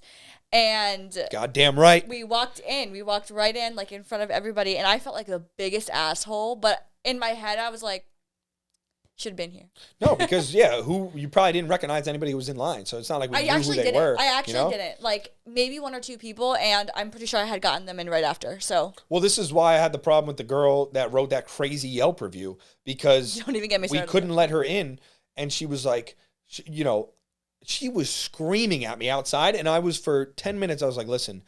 This is because of the pandemic. I can't let more people in. We already have too many people in there. I was like, these are regulars. Because what she saw was groups of people coming in and walking right in. Yeah. And finally, I was like, fuck this. I was like, I don't owe this girl any explanation. Yeah. She's being a total bitch to me. And I've been so nice to her. And I was like, what? She's like, why are they getting in? Why are they getting in? I was like, you know why they're getting in? Because I'm Red, and if you look at the sign, it says Red's Beer Garden. So whoever the fuck Red is says who the fuck gets in, and that's me. So take a fucking hike, you're not getting in. She goes on Yelp, says I'm a creeper, says all this crazy shit, and she's like, he's not even the owner. I wonder if the owners know what he's doing. I remember this review. Yes, I do. And I was like, this is ridiculous. So what she didn't know is I knew everything that went on in New Brunswick, around New Brunswick, at Rutgers before anybody knew. I knew what was going to happen before it even happened. So I get this girl's phone number because I know who she knows. And she did not expect this call. So actually, it was the friend she was with. I got her phone number. So I call her friend because I wasn't going to call that girl up. And I called her up, and she's like, hello. And I was like, this is Red. She's like, how'd you get this number? I said, don't worry about it. I said, listen, your friend wrote that review on Yelp. And I was like, it's not a big deal. I was like, obviously, we were, tensions were high. You guys were waiting for a while. Your friend was screaming at me. I understand that this stuff happens. I probably shouldn't have freaked out on her, but she was freaking out on me. You guys can definitely come here. Let me know when you're coming, and I'll save room for you. I'll make sure I have seats for you so you guys can come back. And this is after she already wrote this review, after she cursed me off, and I'm still offering this. And I was like, but that review has to come down 100%. Because this is ridiculous that she would go on there. And she was saying some foul shit. She tried to say that you don't own it? Yeah. She was just like, this guy is not the owner. Like, I wonder if the owner, because it's my family business. So if you look at the information on the website, it's my dad, my uncles, And she obviously didn't know what was going on. Yeah. She'd never been there before. So, whatever. The situation got resolved, and they never came, but the review got taken down. I understand the frustration for people who didn't understand, what was why you were doing what you were doing. But once you explain it once, just move on. There were a lot of Yelp reviews, and it's just dude, anyone who has time to write a Yelp review obviously doesn't understand, half the shit she wrote on there, pretty much all of it was not true. Yeah. She's like, this guy's a creeper too, watch out, ladies, and all this crazy shit. I'm like, shut the I'm like, why would you go? But this is why the internet gives people a voice to do that. That's why this whole cancel culture thing too. People could say one side of a story, and if they're the first person to say it, then everyone's just going to believe that. So, I kind of go back and forth because obviously you're big into the game of what's going on in the world and the internet 100%. And all this tea and everything. That's your world. So, the one thing we got to get into BFFs in that podcast. Can't wait. Dave Portnoy, when they were trying to cancel him, he just went right at him and he said, this is not the truth. This is not what happened. And here it is. Yeah. And I think that's the best way to go about it. He definitely handles criticism and shit like that very well. Yeah. I'm going to give him that. He's very good at it. more than like a lot of these like younger influencers and stuff, celebrities, like they don't know how to take it. They just shut down. Yeah. So he does a really good job. That like the Yelp review thing, I think if you're gonna write a review, there has to be truth behind it. Yes. Like because you could defamation. Hello. 2, why are you like? What are you gonna gain from it though? The place is gonna be fine like the next day without that review, with or without it. So I just don't understand like why there was just so much hate. Yeah, I mean, your standard Yelp review, whatever. Like, these people are all full of shit, that make up these things and leave bad reviews. But that one was, like, serious. And I was like, fuck this girl. I was like, I'm going to call and get this shit settled. And then I even tried to make amends, which I tried to do with anybody who had a bad experience ever, which was rare. Yeah. But I tried to make amends. I was like, you guys can definitely come. I was like, here's my number. I was like, call me and let me know if you want to come, and I'll save 2 seats so you can have a good time. Yeah. But obviously they didn't know what was going on that year, that everybody who was getting let in had been there all year. Well, and same people every night. These people, like a lot of people might have seen it like, oh, he's just choosing like the popular people, like it's fucking college, just like no such thing. But like choosing, people on Greek life or whatever. But that was not the case at all. Like you were choosing the people who saved your family business. Yes. From going under. Yep. Like you were just repaying the favor. Yep. That's all it was. Like, I don't understand why that's so hard for some people. Like, why it was hard for people to grasp. You know why? Because people only think they know what they see. So if they don't see something, they can't know it. And no one can see the back end of what's going on at Reds that whole year. No one can see what's going on. So when they come there, their reality is whatever happens to them or whatever happened that day. So what happened to her was she was there, couldn't be allowed in, but then the situation only escalated because she was being a jerk to me. So then I was like, all right, well, I mean, we're going to do this for how long before I actually freak out and tell you what's what? But, me, I've had patience with people. And it's just one of my best qualities that allowed me to run that place properly. And I was patient with her for so long. And then finally she just fucking, curses me out. And I'm like, all right, this is it. So whatever. We got past that situation. I called her. Her friend was in shock that I could get her phone number. I was I would freak out too, for sure. That's because I knew everything that was going to happen before it even happened. So, anyway, we get that done with. And that's when I really realized, okay, this is really going to be a problem. Because that situation was the first time that really happened, but that could continue to happen. Yeah. And that will be no good for when things reopen, because now if people try to find out what's going on at Reds at a time where none of this is going on, they're just going to see that. Yeah. That's why it's so detrimental to a business when you do that, which is why I don't really like Yelp and all that, because you could really hurt somebody's business. But again, there's a lot of rightfully justified reasons. 100%. 100%. Some of the reviews I read, I'm like, okay, that's valid. Yeah, there's owners that are actually like jerk offs and people that run bars that are pieces of shit. Yeah. And so, they got to get what's coming to them too. I think over time, the truth comes out anyway. So it really didn't matter. Yeah. For me, just go and experience yourself. Somebody leaves a review like that, it was just like everybody from Rutgers sent me it and was like, what the fuck is this? Like, fuck this girl. And I was like, yeah, it's all good. It's not, you were like, I'll fight her. I was like, I'll fight. I was like, let's go. It's my number one, dog. I was ready. I know. Because at that time, I felt like an absolute dickhead because I was cutting the line. Like, I knew people, like random people online were like, this girl thinks she runs the world. And I felt like shit. Like, I really was like, and then now somebody's going to go right, like, she wasn't the only review. There were a few up there. And I was like, you're going to take that out on the business. Like, if you have a problem with people cutting the line, confront the people, the bouncers, or confront the people who are cutting. It doesn't reflect, like, don't like ruin somebody's livelihood over that, It's a fucking bar. Yes. Like, at the end of the day, just talk. Like, if you're going to ask me, like, hey, why do you get to cut the line? I'll tell you why. Just don't be a dick and write a review about people you don't even know. Well, luckily, everybody knew me, and everybody knew what was going on, and it was like, They had groupies, dude. There was no, everybody was ready to ride for me, too, like all the girls. Because people know I'm all about making sure everybody feels comfortable in there. If there's, like, especially, she was like, oh, this guy's a creep towards girls. I was That's like a fucked up thing to say. Yeah, especially because all the girls that would come to Reds, like, they always felt good in there and comfortable. Yeah. Because they knew I had their back if something was going on. And they knew I'd talk to somebody. If they come up to me and were like, hey, this guy's bothering us being a creep, I would go and make sure it's taken care of right away. 100%. I've seen that happen so many times, and you took care of it. That's why people continued going there, like, especially girls, Yeah, because a lot of places just say, fuck it, whatever, It's like, but at that point, I had known so many people. these are my friends. I don't want that to happen to anyone, let alone my friends. Right. So that was just a situation. But it's a funny story now that we talk about it, you know? It is funny. But that really leads into the fact that I was like, okay, this is getting crazy now because more people that I don't even have a clue who they are trying to get into Reds. So this is when the weather turned and like, I was like, okay, more and more people are getting out of the house now.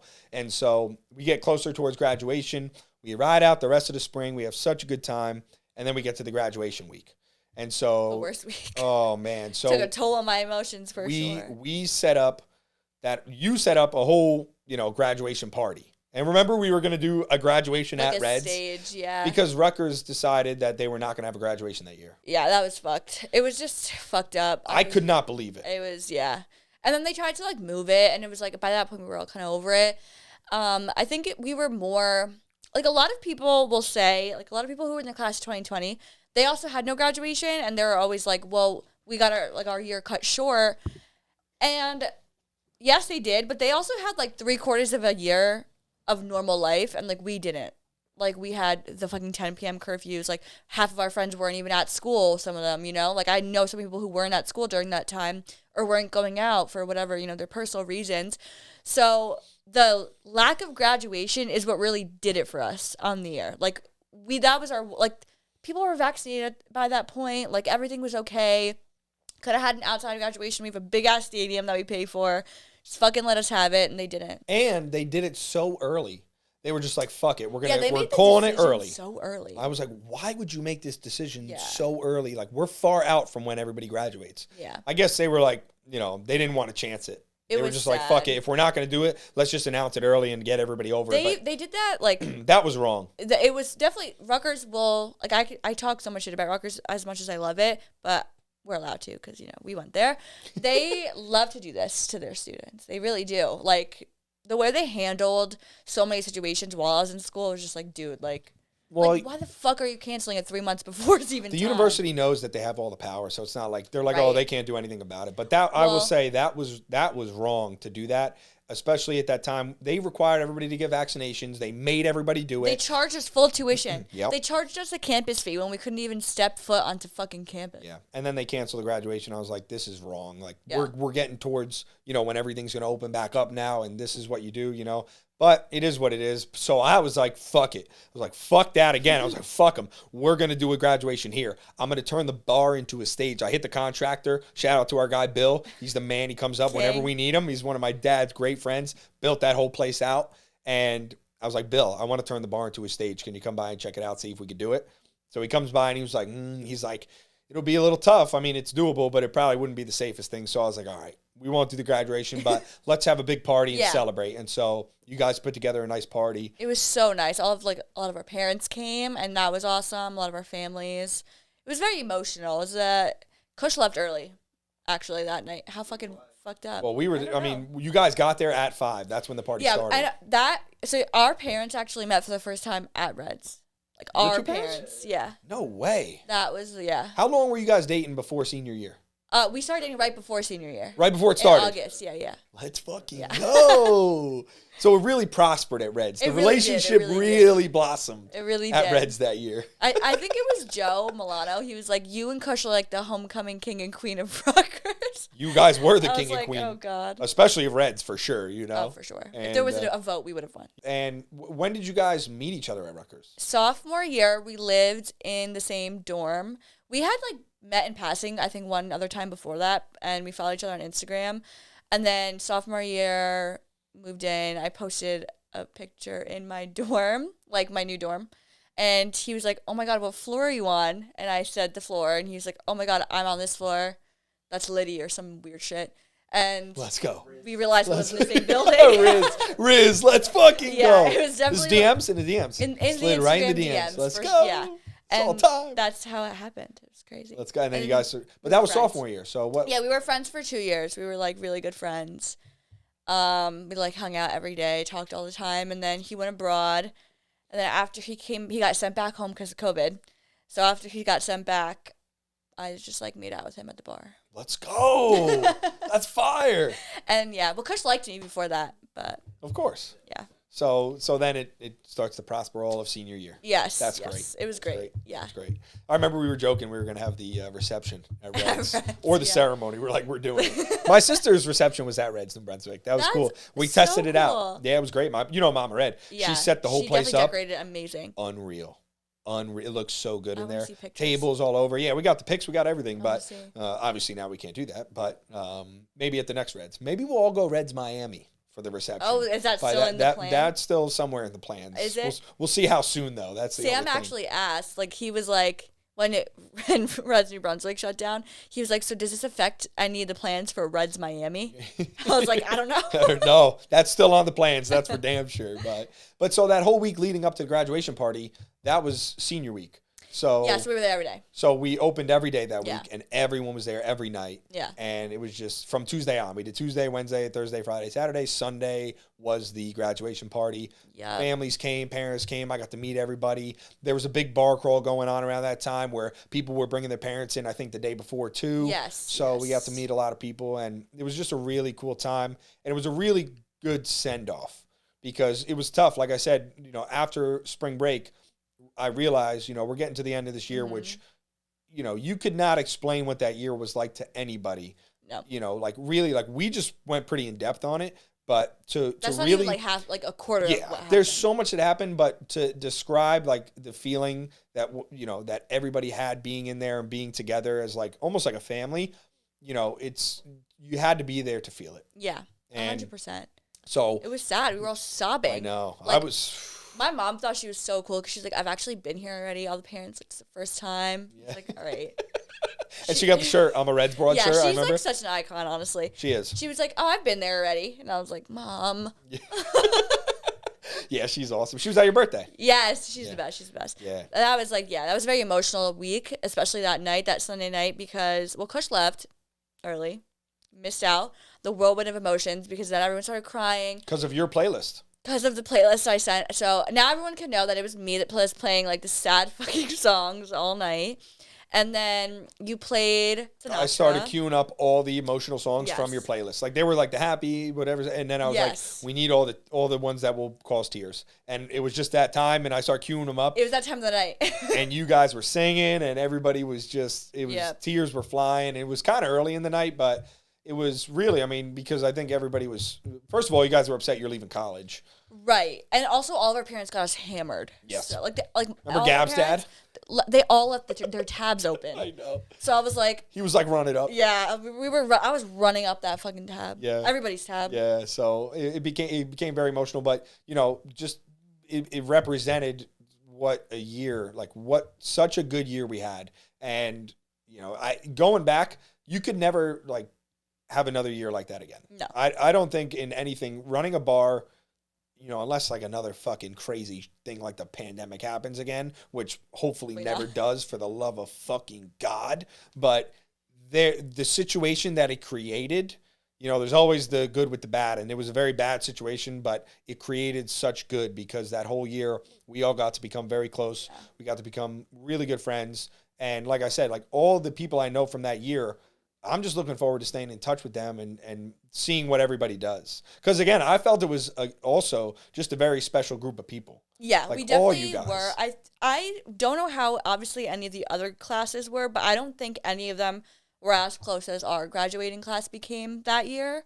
So I think that's something that one good thing COVID did do is, it brought a lot of people together because we, looked at each other for comfort. We were, we were stuck in the same place at the same time, and it worked out in that way. I just remember that Sunday night. You played Sinatra, then you played the remix with Empire State of Mind, and then the music cut out, and everyone kept singing. That was a cinematic moment. Yes, this was at really 1:55 a.m., and the closing song all year was New York, New York. Yes. And I was like, damn, I don't want this night to end. This is the last. This is it. Everyone's leaving. Chant. And so the red chants. But so we played the New York remix, and that kicks in. And then I was like, fuck it. I was like, I know what's next. And it was 1:58, supposed to be kicking people out. Everybody's out by 2. I said, fuck that. And I play Million Voices. which was the Reds Yes. anthem that year. Yes, it was. And everybody went nuts. And for some reason, all at the same time, Million Voices kicks on, and everyone stands on the bar. Yeah, everyone I was stands standing on the bench. tables, Yeah, the benches, the chairs, and I'm like, holy shit. And everybody's just going nuts to the anthem. And I was like, this is not ending here. Yeah. And so I played New York, New York again, and then Million Voices again, and then I played the Hum. And then people started, like, the bar started getting slippery and people were getting all over. We were like, it was like 2:20 at this point. It was getting like 20 minutes of just raging. Yeah. And we have the videos too. I'll clip them in this. But it was so much fun. Everybody was chanting Red at the end. You know, it was awesome. And you were like the man of the year, seriously. It was so much fun. Brant touched upon that too, and he was talking about how it was crazy because everybody was brought together. Yeah. And so that moment right there was like everybody one last time being together, just celebrating what we had. Yeah. And it was so much fun. I remember seeing like some people there and I was like, I hope I see these people again. Because that night was really like 99% just that same crew from the beginning of the year. So we literally spent the whole year with these individuals. Like Every it was day. so crazy. And I just remember, like, the pretzel, everyone, like, discovered that you guys had food, and that was, like, the best discovery of our lives. Calamari and the pretzel, you guys, all year. That was our shit. The chicken fingers and the honey mustard, though. Oh, homemade honey mustard. So good. Asada loved the latkes, I remember. Oh, shout out to Paporo for the homemade honey mustard all time. So good. Kush was a big fan of calamari.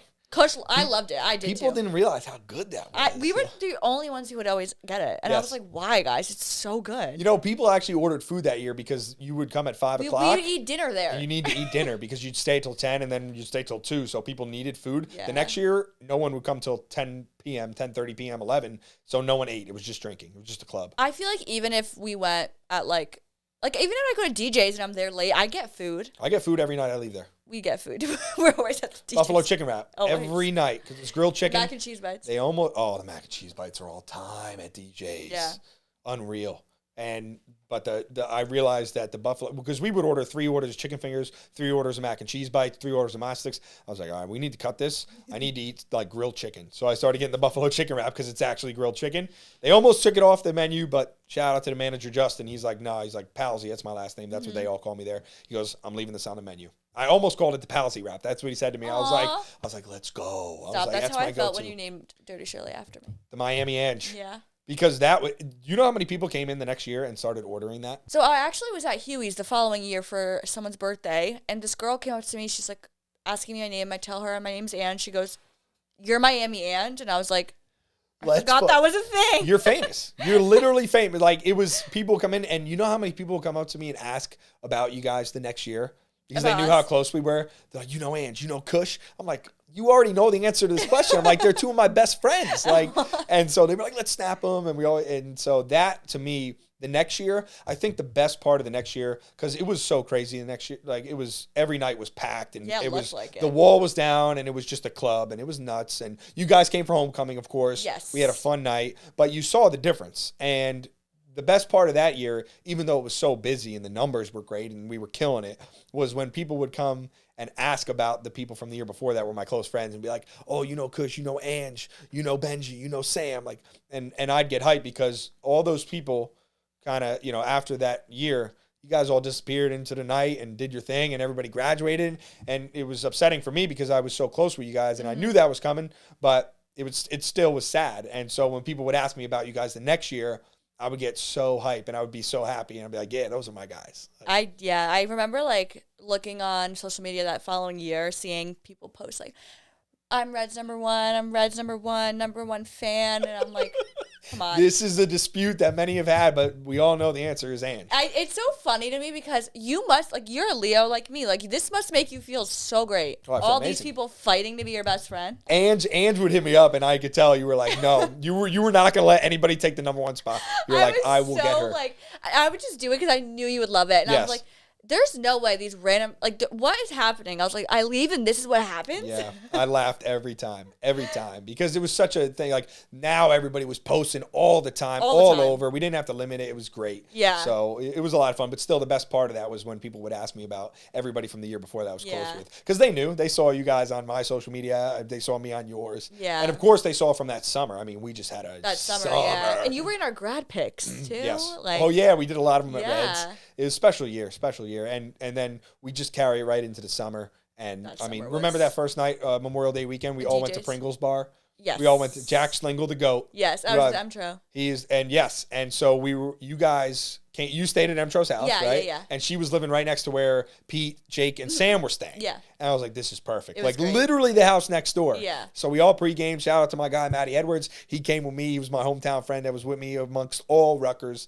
And we all go to DJs. We go early at like 7 or 8. And Jack's working. He's just crushing it behind the bar. Main He's bar's killing firing it. Every time I see him, I'm like so happy. He's the greatest of all time. He's amazing. I think I met his girlfriend too. Marissa. She was so nice. She is too. amazing. They were They are both like awesome. They're goated together. Yeah. And Pringle is the greatest bartender I've ever I seen thought in my Pringle life. hated me like when I was at, Why? I don't know, like when I was in school. But then I was like, there's no way because Caroline loved me. Like Justin Which is hard to Christie do. loved My me. sister Caroline does not love anybody. I need to put that like on my resume because she doesn't like anybody. The fact that she liked me made me feel so special. Yes. She really loved you, and that's She's hard the to do. best. She's like very like, no, I don't like anybody. I was the same day that this past summer that me and Sam J went to Parker House. Oh, when you guys just absolutely daggered my heart and went Yeah. to Parker House. That same No, day. shout out to Parker House. Shout out to Parker House. No, I actually had fun. I have a lot me of and friends. Sam definitely just looked like fish out of water. Yeah. But we had fun. I have a lot of friends that work there, and I think a girl I know from high school was actually the manager for a while. So Oh, shout really? out It's to a dope Parker House. place. Oh, it's amazing. dope, yeah. Great. But me and Sam went there like with our friends, and then after we went to Bar A, and I was with your sister, and Emtro. Oh, And that's Jess right. was working. Chrissy was there. Chrissy waited online with Kush at Bar A. That was I have not seen. Oh, this was when I was in Hawaii. Yes. And it was one of the holiday weekends, and everyone was there. It was literally a Reds reunion, and I great. was so upset that I wasn't there. I know. And because first you guys posted the thing about Parker House, and I That was definitely like, set you over. Like I remember I posted I screenshot the pic of you guys. Yeah. And I was like, I leave, and this is what happens. Everything goes to shit there at Parker House. And then you Yeah. guys go to Bar A, and then Everyone's Caroline there. was sending me picture after picture. Yeah, she was with great that everyone. night. I loved Yeah, her. she It went was out a so lot much more, those 2 years than she has in the past, I think, around here, because everybody from Rutgers was going out. Yeah, and we So, love her. Yeah, she's she's the great. best. She was one of the best bartenders as well. 100%. She was a killer. And the staff that year was, for them to go through through what they went through and survive and still show up every day. Shout out to them. They were were getting some of the beat best. up for sure. Yeah. once And you then got they all like that. finally got the bartend the next year, which is great because they were doing like server stuff. Yeah. And just getting killed because you had to walk through the Oh, crowd I of people. felt so bad. Yeah, it was tough. They had the flashlight. It was so rough, Yeah. but I love all them. I consider all them family, so. Oh, they're the best. Yeah. That's like one of the. There's some of the reasons I wanted to go there more because Yes. like were nice and normal and cool and easy to talk to. Like some bartenders are just like Yeah, it's tough to find, it's, like you don't have a relationship with them, so. So then you guys graduate and you go off and do your thing, and you went right home after that, or what was the deal? Yeah, I moved right. I still live at home. I moved right at home. I love it. I hated it. Obviously, in the beginning, I was like, "Oh, my friends are moving out." But at that time, most people were home. I want to say more people were home than not. And then I started working in the city, and now I work back at home, and then I work in Jersey. So it's nice. It's a lot. It's a different thing, but I liked that I had that year to go into the city every day. I commuted. My commute wasn't bad. Yeah, especially you're right there, so that's not far. Yeah. You can get into the city, and again, just being around that energy of the city, it's cool. It was cool. It was Change definitely like pace. showed me what I wanted in a job, like Yes. where I wanted to be, who I wanted to be with. Like it was cool. And what you said in the beginning of the podcast about like wondering about life, like what I remember when I graduated college, done playing baseball, everything was so structured up to that point. Yeah. And then I started working the 9 to 5, and I was just my God. contemplating life every day. No, same. To this day, I don't think I'm cut out for a 9 to 5. Like, I need to figure something out. I'm like, what is the purpose of life? It's so bad. Like, I would sit this in my cannot cubicle be and it. just, I'm like, It's horrible. it was just not for me. But just in general, not even like working the 9 to 5, but like when you're in that situation, after everything's been so structured forever, and you have like, I had baseball my whole life, Yeah. and then I stopped playing baseball, and I was like, damn, I don't even know what's going on. I was trying to figure it out. I think a lot of people go through that right when they graduate college. 100%. I think that I handled it probably the worst out of all my friends. But I do remember, so I posted my grad pics, and you guys reposted one. I'm going to read the text. Oh, let's go. We got one? Oh, let's see. The text that random guy sent me. Oh, yeah. Or whoever. This is after graduation. This is right after graduation. I post my grad pics. You guys reposted it to your story like the queen is retiring, some shit like that. Something nice. Okay, I reposted what you guys said to my story, and this person texting me from one of those fake numbers. I can't even read it with this straight face. Imagine dedicating your entire college career to a fucking bar. Like, in quotes, Queen of Reds. Red with 1D. First of all, that's how I know. Ha ha ha ha ha. Grow up. You act like there's a shortage of alcoholic girls with no personality. LOL. I'm sure Reds, again with just 1D, will just be fine without you. Well, let me ask, was Reds fine without me? No, absolutely not. And if you listen, I fucking wrote down that number after you sent that to me. I had my suspicions on who it could be. Yeah, I mean, didn't listen. even answer. I was definitely humble. If you watch this and that was you, come fucking say it to my face. That's because I'm fucking ready to go. Like, I understand, like, you might have found me annoying, whatever. Just fucking tell me then. Now, that was fucked up, but, you know, people, it doesn't even matter. Why the fuck would you do that? Fuck that guy. Just DM me then. Reply to the story. Like, why are you getting so triggered by a girl posting her grad pics? Like, move on. Just say you couldn't get in. People have nothing. It. People have nothing. It's just like trolls on the internet, you know? You know when my fucking TikTok went viral, people were shitting on me too, and I was like, fuck all these people. Yeah. I was like, I don't give two fucks. The thing is, though, this person clearly, like, had some connection to me. They had to be some, like, connected to Rutgers or go to Rutgers. I just don't understand, like, okay, in the moment, I was humbled, obviously. Yeah, was I taking it too far, like, being too dramatic on social media? I'm sure I was. But I was just happy that I had a good year at Reds, and I was sad that I was graduating. Like, if that bothers you, I'm fucking sorry. Like, no, you know, like, this person probably had nothing going for them. They're down and they don't, well, they had the time to get a fake number and do that. So yeah, I mean, to create you got to realize, so that was a voice over IP, which is, you know, that's a fake number. You can, anybody doesn't know this. This is, if you have a Gmail, you can make a fake number, like, through an app. Yeah, it's funny. And so I remember looking that up because I was in fraud operations at PayPal. So I start going full on fraud operations research. I plug it. You can go to phonevalidator.com. And you can look at these phone numbers and find out if they're real numbers or not. And so this is how you know if you're getting scammed sometimes. And so I looked that up and it was a VoIP and I was like, fuck, that's tough to trace because you can make the area code whatever you want and it'll just say it's from that area. But they made it a northern New Jersey area code. Yeah, they did. Which is what threw me off. Like, why wouldn't you want to be somewhere else? More random. Anonymous. I know. So I tried to do some research and find out who it was. We never got to the bottom of it, but if that was you, get fucked. Fuck you. I just want to know. Like, I just want to know. I'm not even mad. I thought it was funny. Like, I definitely probably deserved it because I'm sure I cut you 100 times in line. Like, I didn't cut. They probably hate me too. They probably hate Reds. But you know what? Reds was a place where we stood for bringing people together. And this type of person is the kind of person that wants to keep people apart and spread hate. And I fucking hate that. We never had fights at Reds when we were there. There were never fights. There was never, like, verbal argument. There was nothing like that because everyone liked each other. Yes, like, did you know everybody's business because you were there every fucking day? Yeah. But everybody respected, liked, and was nice to each other. That's just normal. People go about life and you will know your friend's business. And like, nobody cared. I loved it. A lot of people were like, oh, this is so high school. Everybody knows everybody's business. Like, that's just life. People know. It's like, whatever. That's just the way it goes. That's what you get when having a close-knit group. I was talking to Gavin Loper off camera after the pod, and we were just dying, and he was laughing so hard. And he kept going, Red, how do you fucking know that? Because I was saying things that he didn't know I know. And it was like, listen, I know things they don't know I know. I know everything. That's like me. Yeah. Well, you know everything. Anj knows everything. You are in on all the tea. I mean, we could have spilled a lot of tea. I could have. We stayed away from the name dropping and all that, you know. But there's a lot of tea from that year too, you know. I feel like if you think I don't know something, I probably know it. Yes. I'm just like that's not even a threat. That's just a fact. Remember we would have the McDonald's cheat day Mondays or cheat day Sundays, and I'd get McDonald's. You guys would come to Reds. We'd catch up on all the tea. We'd talk. We'd have fun. Yeah, because we're actually friends. Fun. Yes, I know. We hung out. Yeah. And then we also had one day where everybody got to come. Like I remember Miles came. So cool. Yeah, everybody came. I just got a bunch of McDonald's for everybody. That was fun. Man. We loved McDonald's. That was really for me the golden era. I really enjoyed that so much, and I don't think I could ever.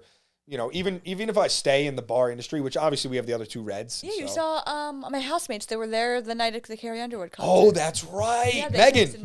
Megan Brownlee. So funny. Oh, her mom is a trip. Her mom is literally. I love her mom. It's Megan. It's her. I know. Just older. I know. She walked right in the kitchen. My dad's like, what the fuck is going on? He's like, get her out of here. I'm like, oh, I got it. Don't worry. Like, this is like a New Brunswick thing. It's literally like they're copy and paste, but they're in the best way. We go to take a picture, and it's all of her friends and everything, and one of the bartenders walks by, and she's like, what's going on? I was like, this is how we do it in New Brunswick. I was like, this is what was going on. You know, everybody, it was a movie, you know? So, it was. But, so I've been up there, and then we're opening up a third place called the Roosevelt in the Meadowlands in East Rutherford. So, that's right by me. Yeah, it's right there. So it's right up the street from my grandma. So, and right up the street from Red's too, because they're all right there. So we'll all have to go for dinner one night. That'll be cool. Go, it's 100%. It's going to be a nice food, like old school North Jersey mafia type style. I love my favorite type. Oh, it's got a speakeasy. Like you walk through the bookcase or the bookshelf, and it's like its own bar and its own room. It's crazy. Oh, I'm so down. It's awesome. It's called the Roosevelt. So we got that going. But anything I could do, any achievement I could make in like a bar industry or anything really, that era, that whole spring, really from when we got back from Miami on was very special. I don't think I could top that. Yeah. I mean, that was it right there. I mean, I kind of like that we have that experience to share. Like now nobody else is going to, like I'm so selfish. Yeah. But I'm like, I like that we all have that now to hold on to because a lot of other graduating classes or people just don't have that memory of college. And like we had something so unique. Yep. And we made something good out of something bad. Yes, their experience will never. It'll be kind of like a normal college experience. You know, they'll have fun and they'll do their thing. They'll make the greatest memories too. But for us, it just stands out as something so special. Yeah. And I'll never forget that year as long as I live. Like a lot of friends, but after senior year, I felt like I knew everybody. And I'm so glad that you guys still hang out with the same crews. Yeah. You know, that to me. I love when friend groups stay together and stay in touch. And I've talked about this on the podcast before, but now you think about it, we're a year and a half past when you graduated, and we get to sit down and talk about one of the most wild, and one of the most special years we ever had. Yeah. You know, not everybody has a chance to do that and gets a chance to reflect on what happened. So it's cool. And I'm glad that all the friends stayed close together. Oh, yeah. It's so special. I'm very thankful that my friends, one, still like me, and two, make an effort because there are some people who just don't give a fuck, like, once they graduate. And I understand, like, if that's what you have to do. But I'm glad none of my friends were like that because I love them. Like, those are my best friends, all of them. So. Yep, absolutely. So what's going on with your podcast then? Are we doing one or what? So if anyone's watching and has a good idea for a name, because I have gone through 100 different names. Ask Kush. Like every day I'll just say a name out loud and it doesn't ring. It doesn't have that ring to it. I don't know. I don't want to like, I need a name. Like I need a brand to start, but I have a whole idea. What's your plan for it? So I wanted to like interview people. I want it to be just my podcast and I want to just interview people kind of like you.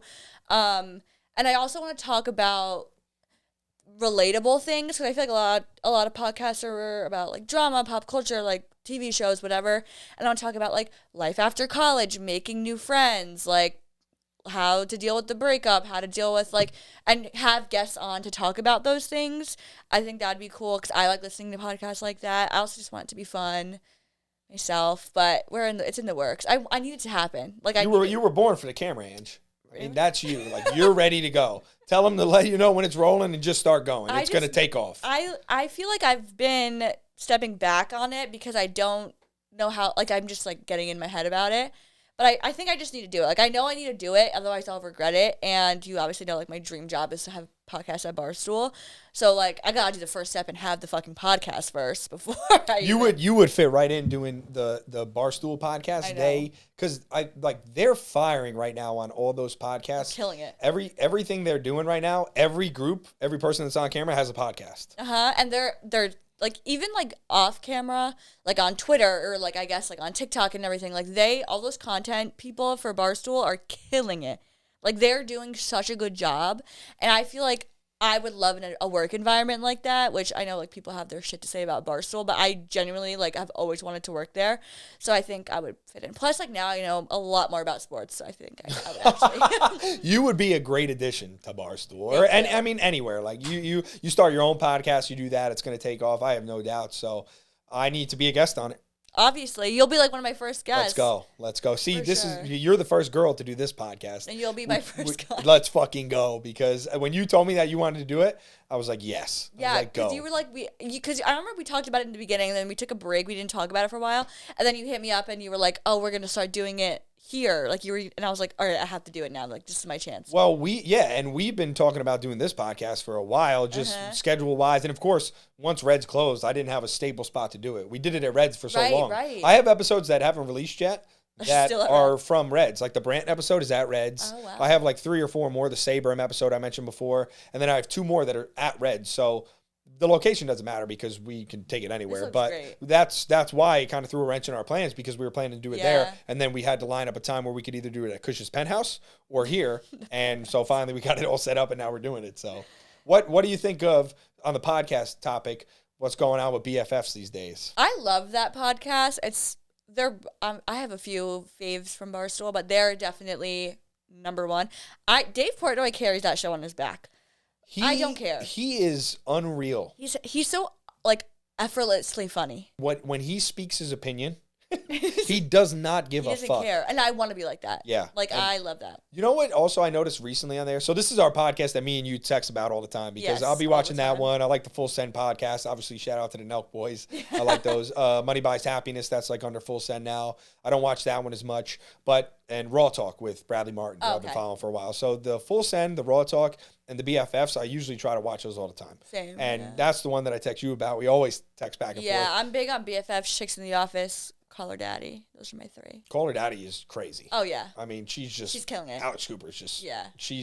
They always say she's the female Joe Rogan. She's massive. She's even bigger, probably. But so we always text back and forth. But I realized there hasn't been too much drama going on as of late. It's like the slow time of the year. There's not much drama going on. They don't. It's like awards show season, but that's like not what they usually talk about. Well, I was happy when they originally added Brie to the mix because she added a cool, segment to it, just a cool attitude, and she has good opinions. And I really liked when they added her to the mix, and it became not just Dave and Josh. Those guys are great too, but she just seemed like she was the missing piece. Yeah. And once they added her, it was great. Yeah, I think they needed her in there because Dave and Josh are just so like bro. They needed like somebody in there. They are. I love Josh. Like him and Dave interacting is like one of my favorite like things ever. Like, I make Kush watch it all the time. It's so funny. Like and the way Dave mispronounces things, like he is unbelievable the way he says things. He says Demoxu instead of Dumois. Yeah, and then the D'Amelios, he just can't pronounce her name. DeMayo, but he's been doing it for so long. Yeah. It is cool, the 3 perspectives that they all have. It's cool that Bree and Josh are actually like close friends now. Also, I want to say about Brianna Chicken Fry, she is amazing. She is a good person. She came to Reds and she did an event there. And I wish it happened the year before, which we couldn't. It was a pandemic. We would have ate that up. Because you guys would have been there. It would have been a really fun time. But not everybody who got a ticket showed up that night. So the night ended up not being so crazy. Like, we wanted to be packed. Yeah. Of course, we did 21 plus. We didn't. A lot of their events still do 18 plus. Yeah. But you know what? She came in.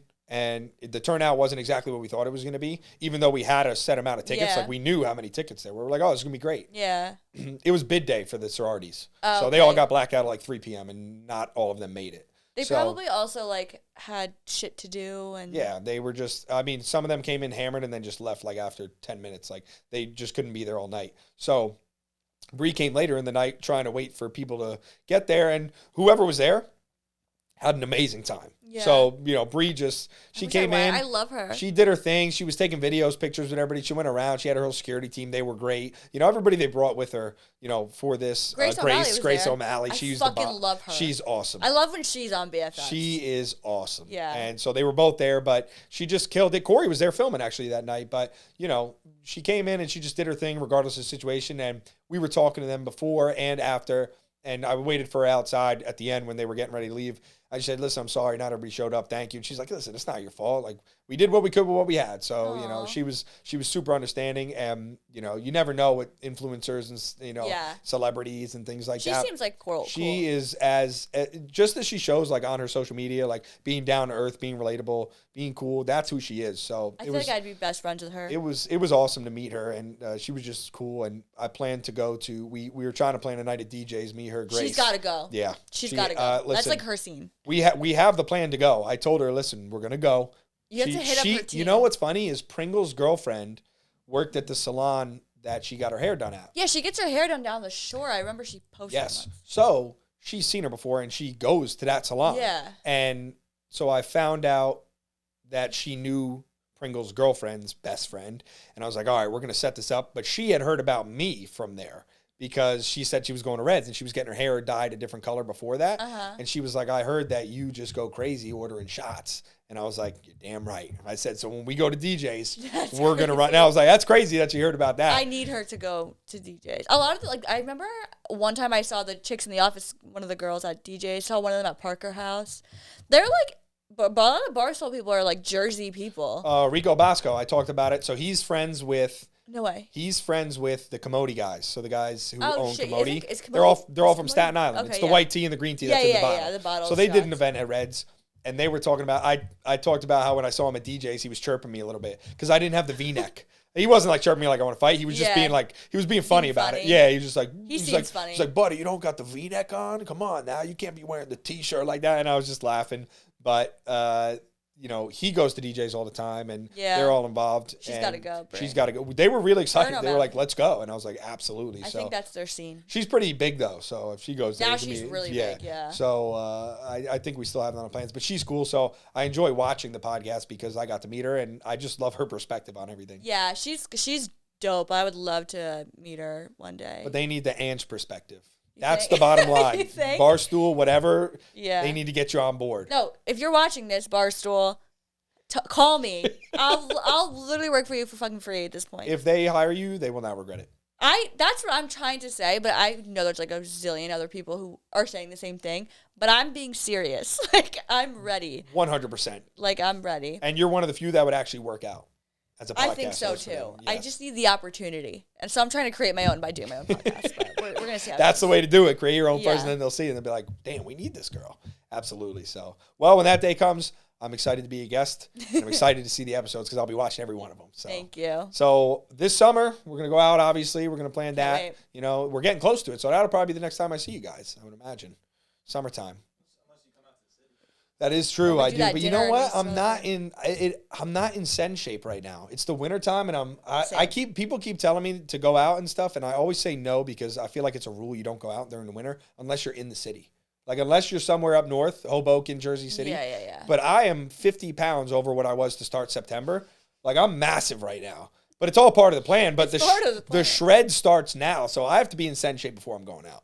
Okay. So summertime is probably when I'll see you guys again. I'm like, my personality is going to defrost by MDW. We'll be good to go.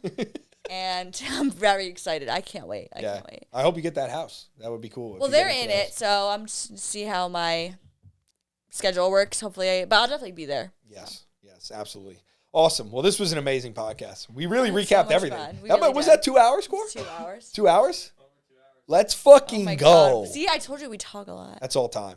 Awesome. Well, hopefully I'll see you guys before summer, but if not, then. And, of course, we're going to be texting back and forth about BFFs and all our other things that we got going on. So yes. Thank you for coming down and being on the podcast. Thank you for having me. I'm so excited to be here and happy that this is finally getting done. This was a lot of fun. I really enjoyed going through everything. I really had so much fun hanging out. I feel like we were just talking. Absolutely. All right. And we're out. Let's go. Woo!